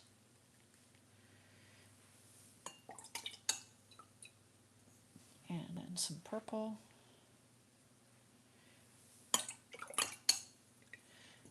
And then some of that super bright purple.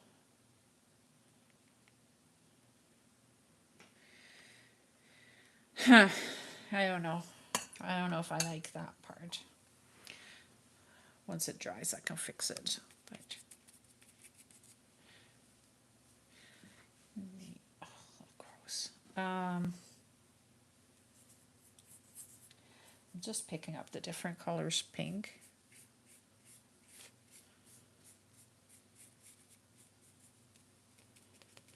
There.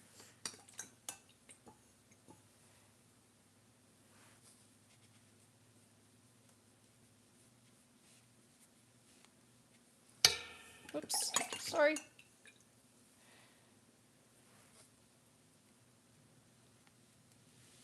we go.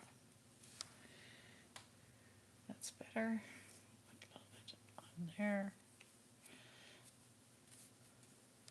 I'm just bringing color in. That's all I'm doing. And once this is dry, when I outline it, it is all going to be less blotchy and stuff. Like right now, it just looks like a great big watery mess.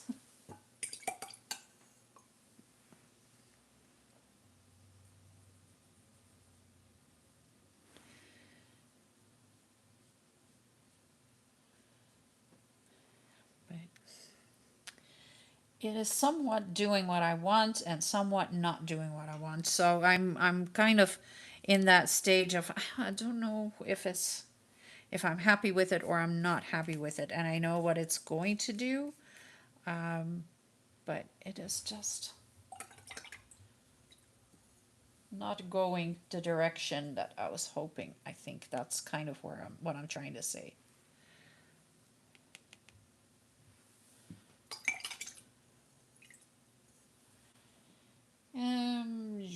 Some really dark purple.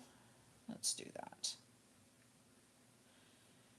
Because that will make the white fibers from the cheesecloth stand out a little bit better.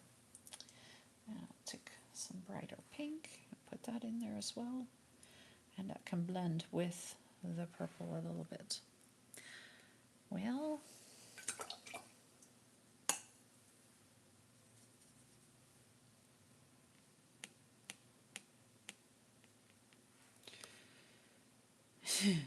oh my goodness. Oh, no, no, no, no. I don't want that. There. Well, this just has to dry. So then, like, you can see right here, like it is dry and it is starting to make sense. The colors just become less bright and then it just looks a little better. So I'm going to go back to the other one. Right here. And this is actually now looking like somewhat of a city.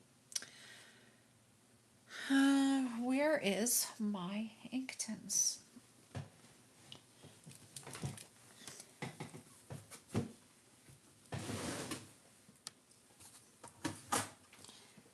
It's right here under my desk.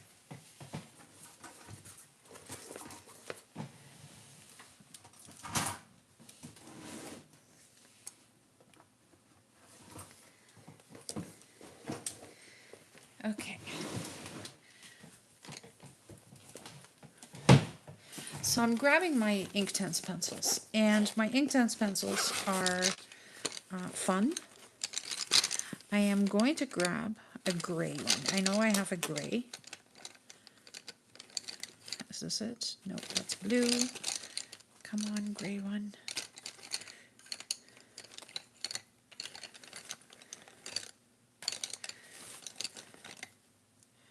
Is this it?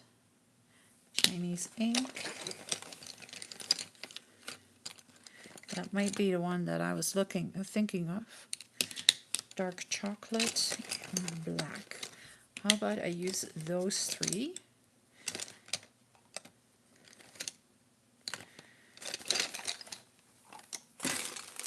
And what I'm going to do is actually super simple.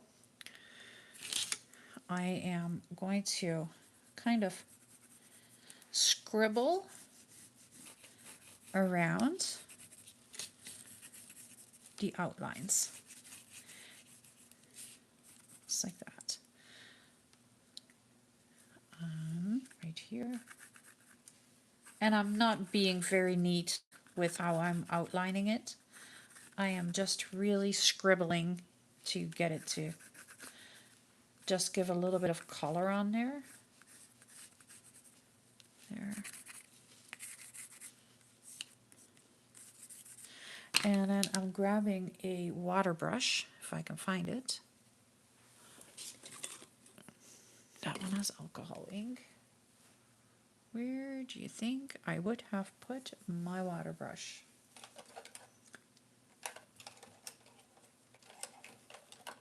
Right here. There it is. So I'm just grabbing a water brush, and then I am going over top of where I just laid the Inktense. And once you go over top of the Inktense pencil and it dries, it becomes permanent, which is why I love using it. So now I'm just outlining, for now I'm just outlining the roof lines, starting with that. And this is with the Chinese ink.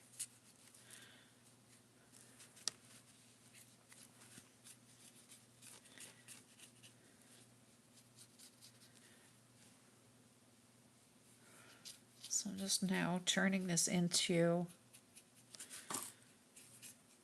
where you can actually see what I was doing, because it was a little crazy.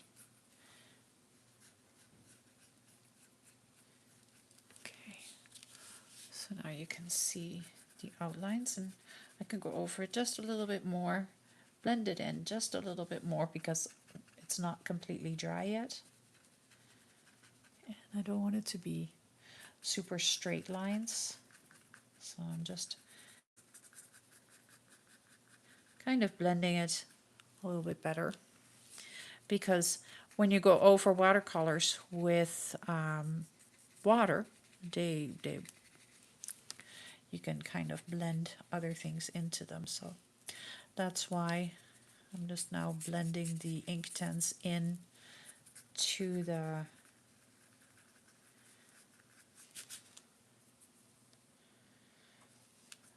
this, so it's not such lines. There.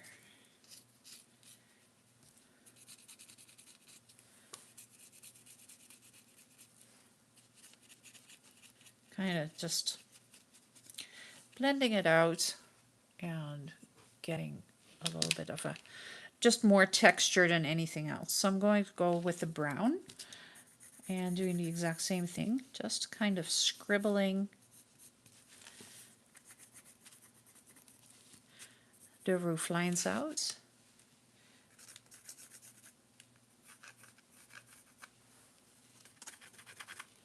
And because this is the grungy one, I am not neat and tidy and anything.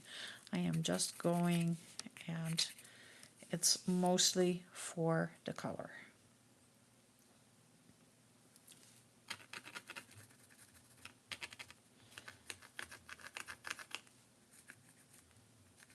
Okay. Oh. I thought I was needing to put the cover on there. That was silly. Okay, so then I'm just going to go back over it with the water brush and blending it out a little bit.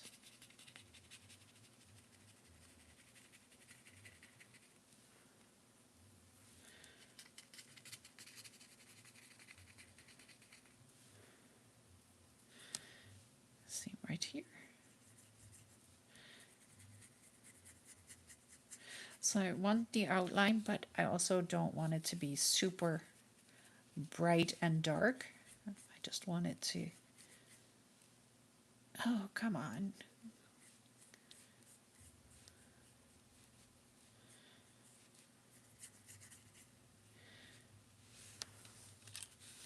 But you can now see the roofs a little bit better.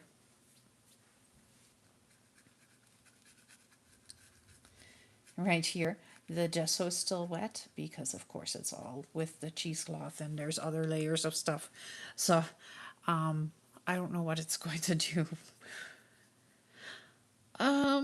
Okay. Now I'm going to take the black, and I'm a little bit more careful with the black one. I don't want a ton of it because it's just going to be super black.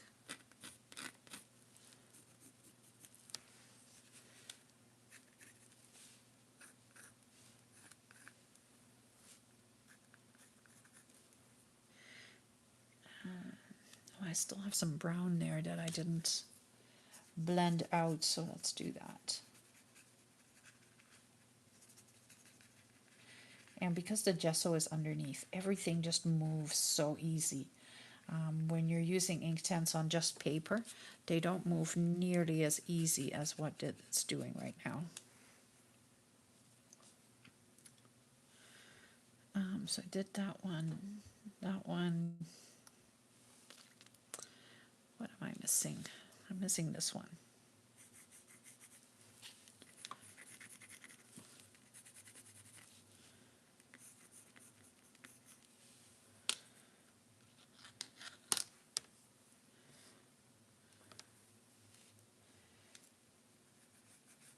So you can see like the black just goes black, like, and it gives a lot of, it has a lot of pigment. So the more that I can blend that, the better it is. Here it kind of went into the gesso, so I don't know what it's going to do. It'll just turn like a shade of gray, I think. And do I have black anywhere else? I don't know. I don't think so. Because I'm a little scared to use it. Oh yeah, I did. I had black right here. See? Right there.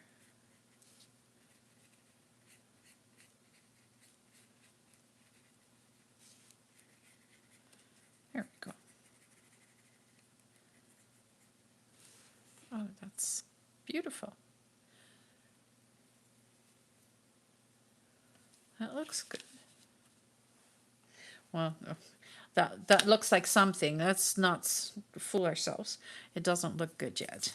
I'm going back with the brown, and I'm going to go and outline the houses. So, like the actual buildings themselves. And doing the bottom as well. There. Right there.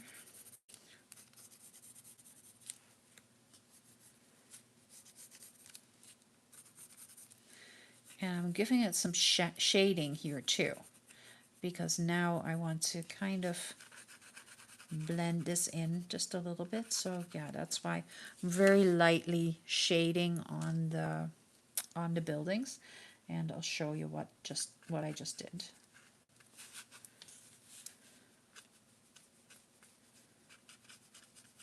So just like that. Gives it a little bit of extra shade. And I can do that with watercolor paints as well, but it's so much easier with the ink tins. And I'm just kind of blending it out into the watercolor paint, picking up some watercolor paint and kind of blending it through so that it just looks like shading, just like that. Where was the other one that I did that? Right here. Okay, so I'm going to go over top. Right here. This is a greenhouse. So I'll have to grab some green.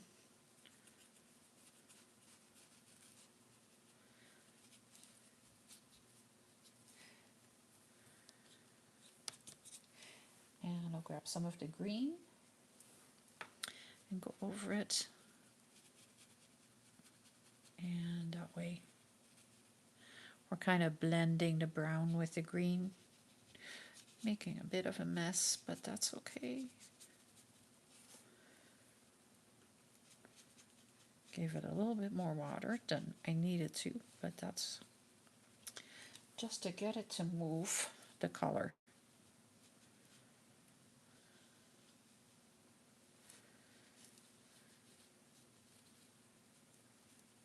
So it's kind of like a grungy green.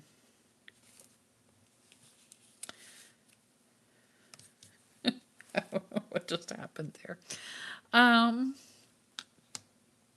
then I can put some brown right along the top here as well. Whoops. There.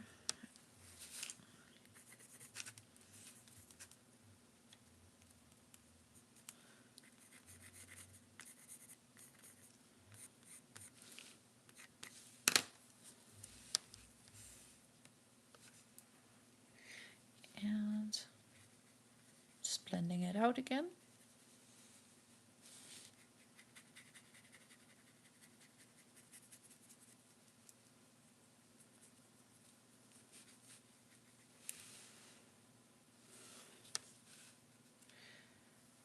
And I'm grabbing some of that ochre yellow again, just to give it that little bit of extra. Maybe some of the brown here. So when you're using a water brush, you have way more control on what you're doing with your paints. When you're using a big brush like this, you are not getting the same control as what you're getting with a teeny tiny little water brush. So that's why I like to use both of them and kind of blend it together.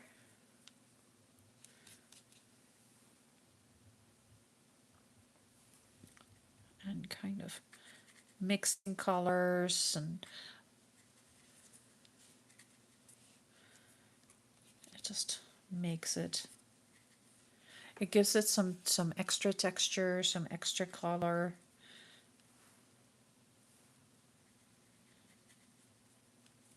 There we go.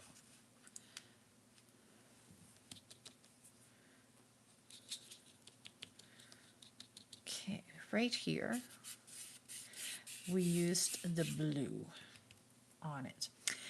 And I think I want to grab a little bit more of that blue and go back over it and shade it in as well.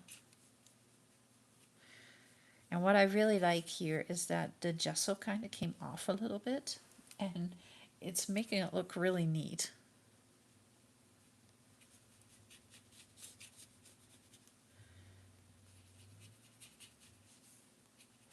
So by shading and by using ink tints, I am bringing extra texture to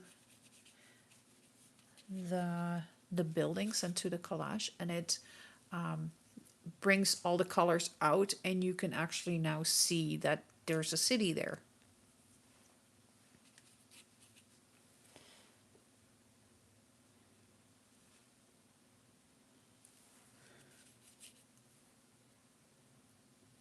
There we go.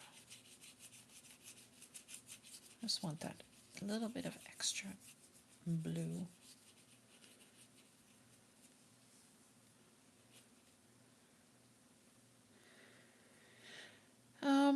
What else? Right there, I don't like how the outline did not stay very well. So I am going to take my black ink tints. I'm going to go back over it so that it gets a little bit darker color, because the brown, the deep brown just didn't do what I wanted it to do. And I need it to stand out. So there we go. Add a little black outline. And then I can shade that in a little bit more. Just like that. Grab a little bit more of that dark brown. And we'll just blend that out. Grab some of that, not a lot.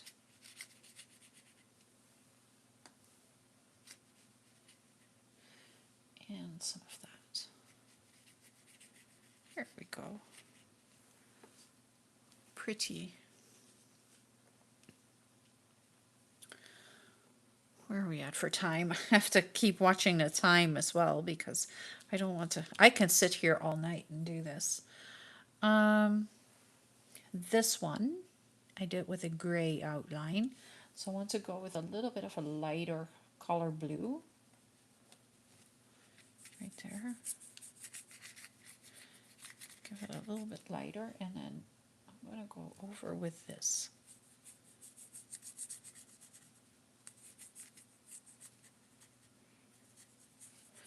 Just for the control, I'm using the water brush. So again, once this is like a journal, like it'll look really neat. Like that'll be the front, and that'll be the back. And that was kind of the idea that I was having. And then with grungy coffee dyed paper inside, I think it's going to be really cool. This one can use a little bit more brightness. So I think I want to add a little rust to here. Because just because something is grungy does not mean that it doesn't need color. This blob of roof has all the, the gesso isn't completely dry yet. So, but I do want to put some color in there. So what am I going to put in there? Because it's very gray, grungy right now. So I think I want to accentuate that a little bit. Make it a little bit more by using some black watercolor.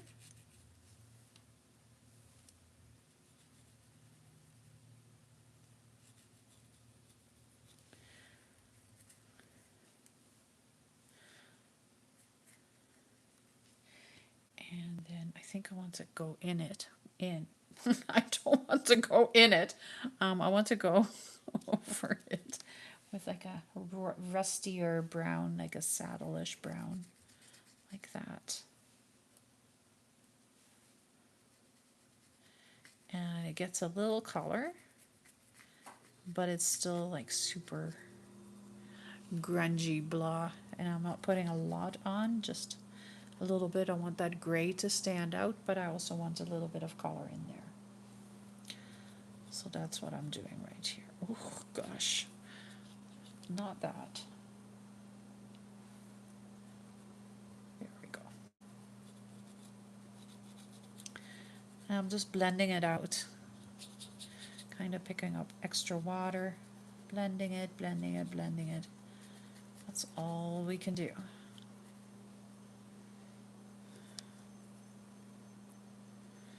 And if I want to tone it down a little, which is what I want to do, so I'm just going to pick up some white and go over it, and then I can just blend it out.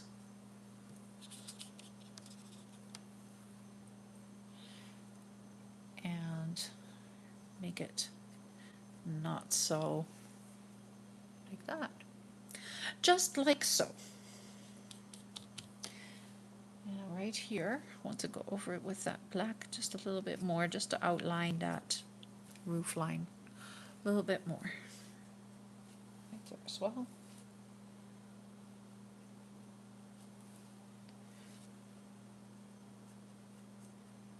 There. Apparently, right here, my roof line goes like here, and I took the line right there. So I'm going back over it. Oof, stuck down with my dark chocolate, and I'm just going to go back over it like this. There. And then when I go over that, I can just color that in, and then it'll just be a dark spot on the roof.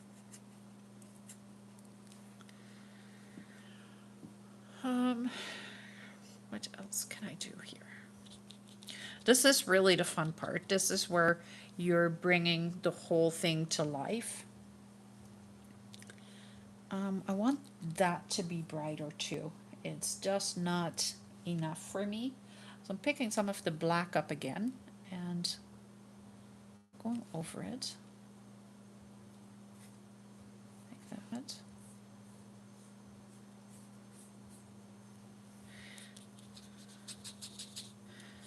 But then, oh, now I have all this black in my brush. Okay, then I'm taking the blue and I'm going back over it, and I'm kind of blending that black out. And you can see like I've got a ton of blue here now.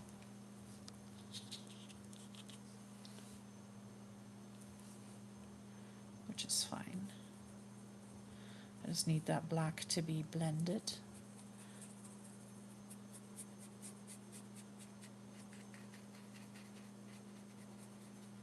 Just going over it, over it, over it, and getting it to blend.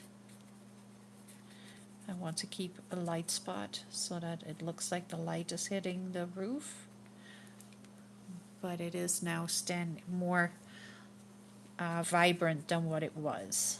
And we want the vibrancy, right? Like, you don't want it to be blah. There. And then right here I have a little bit of yucky.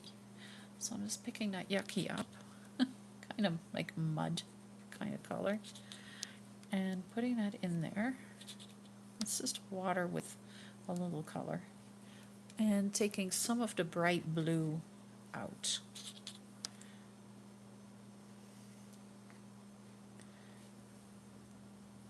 There we go, that's good. Right here, the outline is also not very bright, so I'm going to do almost the same thing, or actually, yeah, very close to the same thing. Just with more water because I don't want it to be crazy. Grab a little bit of that blue and do similar. Just blending it out.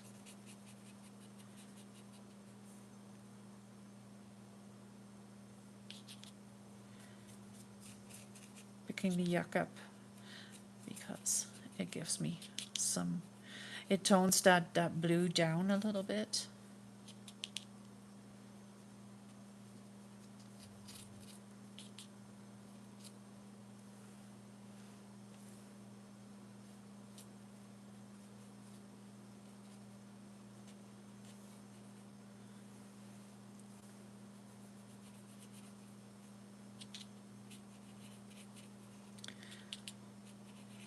There we go.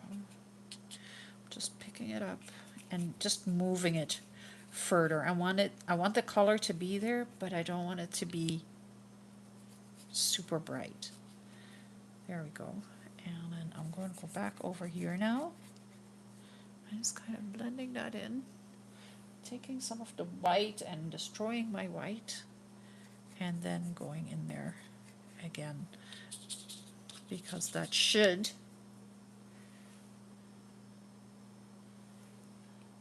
give that highlight still, but a little bit less than what it was.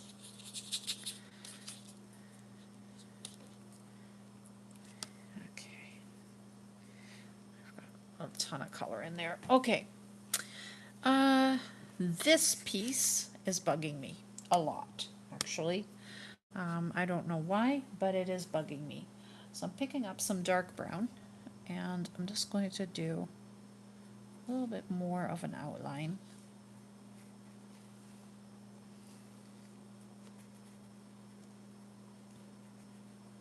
There.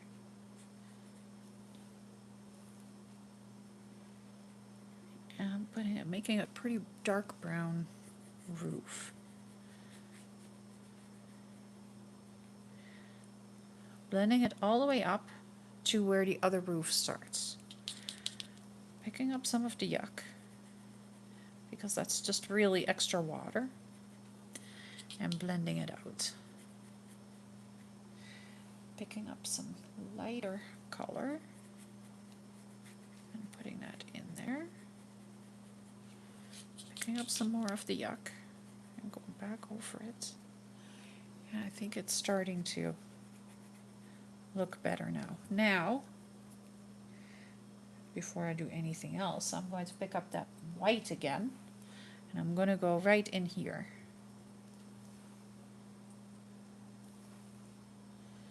Right there. So that I keep that highlight right there. And it kind of blends it all out. That is much better than what it was. Oh, gross. If you're wondering what I'm doing constantly, I'm wiping my brush out on my sleeve. This is my my craft hoodie, so it's all good. I don't need to keep it neat and tidy. I can just put paint all over it. And yes, I know exactly what I did here. I grabbed a very bright color, and I did that on purpose, and I'm just picking up some of the yuck now and just blending it out, but I wanted that little bit of bright green in there, just because. What does it look like? I can see on my screen what it's looking like, and I'm watching and trying to figure out what colors I am still needing, because sometimes when you're looking at it yourself, you don't see exactly what it is.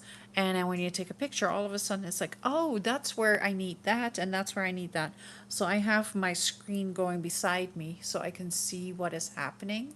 And it's really interesting actually to see how different it looks here than what it looks on the screen. It looks much better on the screen, I will tell you.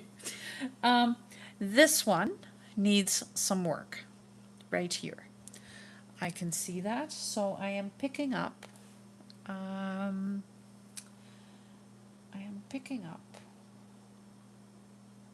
a little bit more of that brown right here, just right here, right along the side, and I'm blending it out. It just needs something to give it a little bit more structure, I guess. Um,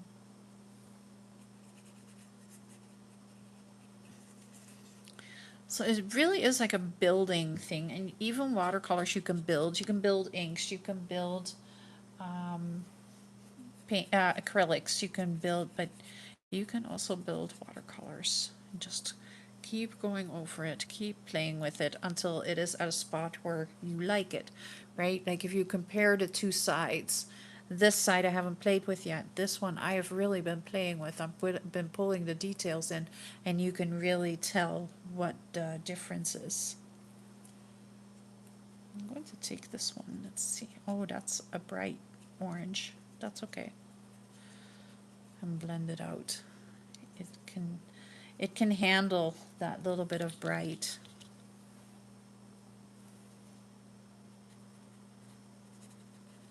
It just actually needs it. And then I left that white spot there, so what I'm going to do is pick up the white, and I'm going to go in there, and I'm going to blend it out towards the center, but from there. So just going over it, going over it, going over it. Like, that's all I'm doing. Ooh, that's a lot.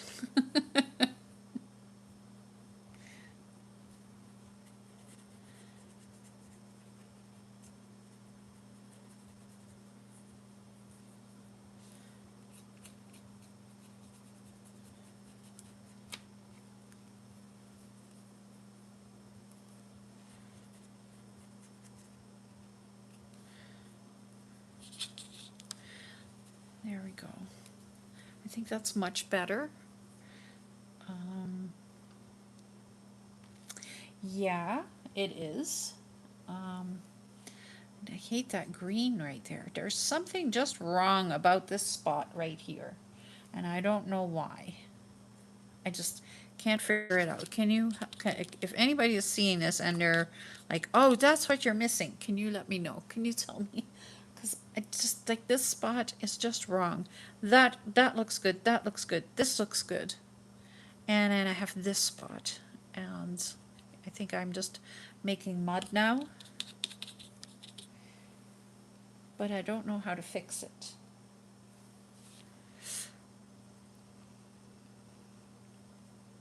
Well, it is what it is. It's just going to stay there.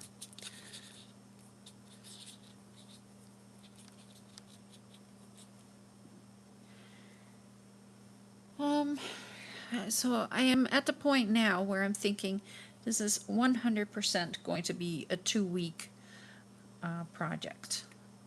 Maybe even more, because there's also this one still, and I haven't even started working on this one to make it look better. I am just stuck on this panel right here. So I will be working on this throughout the week, and I'll give you updates. But yeah, I'm not going to be able to finish this week. I thought I would, but wouldn't be the first time that I am thinking I can do something and taking it to a completely different level, and then it's not going to get finished in 1 week.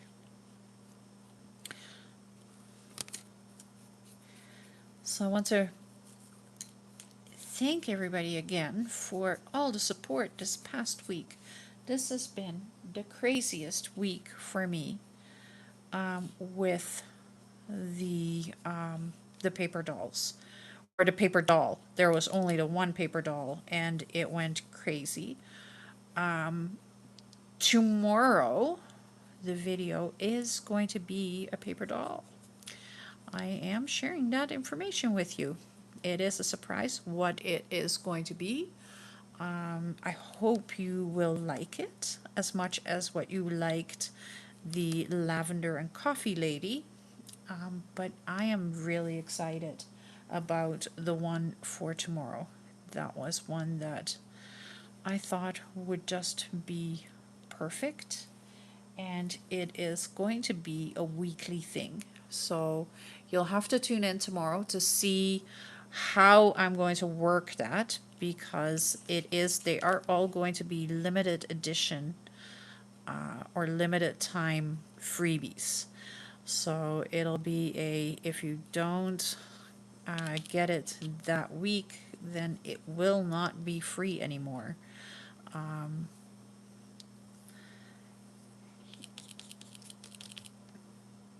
And then I will have them in a file at the end of the month. I will have a file of all of them, and they will be in my coffee shop. So that is my plan, and you'll have to check it out tomorrow to see what else I have done with it, because I've really been busy working on it, and like I have the next 3 weeks done, and they're lovely. They are so beautiful. I've had fun playing with them, and I'm hoping that you guys will have fun playing with them as well. So I'm just shading this a little bit more.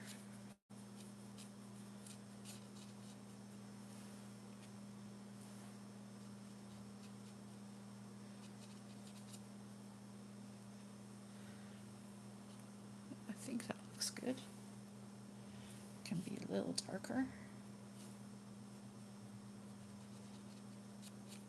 So this is a really dark brownish color.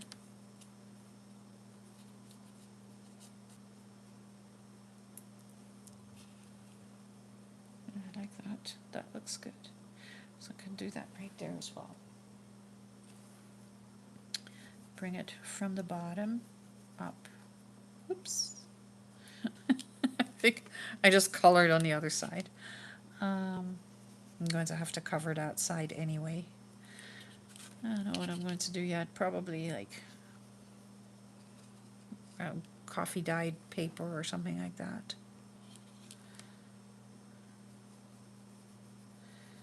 There we go. She's moving now. And I'm going to pick up the white again so that I can blend it out a little bit more, but I don't want to pick up too much. I don't want that sepia color to go too far out. So this is good. I like that. I don't mind that. Right there as well. Just blend it out a little bit better. And to get it to blend like that, like using the white is perfect. There. I think this side is pretty much done. I want to put a little bit more of a border right here, and then there's one side done. And then I'm going to say that for today, that is all I am going to do. Because it is going to take me at least another hour or so to do that side. And I don't want to go over 3 hours on my lives. So that's why I am just going to bring it back next week, I guess. We'll have to turn it into a 2-week project. unless I've got it finished during the week. If I do, I will keep you posted. Right here, this one still needs, it just needs something, and I don't know what, but I will figure it out. I think it looks pretty cool now. You can see that it's houses, you can see that it's built, you can see that, like, I'll lift it up so you can see it, but you can see all the text through. The text disappeared, but here you can see the text. You see the text through here, there, like, not there, but yeah, like it's something pretty transparent, and I really like how it turned out. It turned out way better than what I was even expecting, and it is beautifully grungy and kind of a, yeah, different look. So I am stopping a little bit before the end. What I have coming up is, of course, tomorrow, the paper doll. And Monday, I am going to be doing something for the letter W. And it might be watercolor. I am not sure. It might be. I might just be playing a little bit. Then Wednesday is the letter Y, and I haven't decided on that one yet either, but that is actually a fun color to, or a fun letter to play with, because it goes with yarn and yuck and you, and there's a few other words that I have thought of that I can do something with. Yeah, I hope you enjoyed this. I want to thank you so much for tuning in and sticking with me. I know there's a few of you that have been here for quite a while, and I really appreciate that. I love it, actually, and I hope to see you again next Friday when we'll be finishing probably this one. I will put this one aside and not work on it during the week, and I'll work on the fairy one quietly with so you don't have to see me do both of them. I'm going to let this dry really well, and then I can continue working on it. It'll be a journal, and I am hoping that it is going to be a journal for the paper dolls, because I think they will fit in there really well. I don't know where I put my lady. I don't know, because I would be able to show you. But I don't want to show you what I am doing tomorrow. No, I can't show you. I can give you a little sneak peek, but I'm not going to. All right. Well, that was it for today. Thank you so much for watching. Thank you so much for keeping me company on a Friday night. I truly appreciate that. This is actually something that I am now looking forward to the whole week. I am planning what I'm going to do. I am thinking things out, and I've definitely thought this project out. It just took a little bit longer than what I was expecting. Oh, where is my paper doll? I don't know. I really, really don't know. Oh well. Oh, I knew she was on my desk. There she is. So I think I can, like, look how cool that looks. That is absolutely brilliant. So I would be able to make a home for her right in here. So this is last week's paper doll. This one is going to stay a freebie forever. This one goes with the lavender and coffee kit. And I love the colors, but she goes really well with this too. So yeah, I don't know. I really like this as well because these colors kind of look like a purpley has come through. So that looks cool. All right. Well, I'm hoping to see you tomorrow during the video where I am showing you the next paper doll in the collection. And that will be an ongoing Saturday thing for the foreseeable future. Thank you so much for watching today, and I will see you again next week or maybe tomorrow. Have a great rest of your evening and have a great weekend. Bye.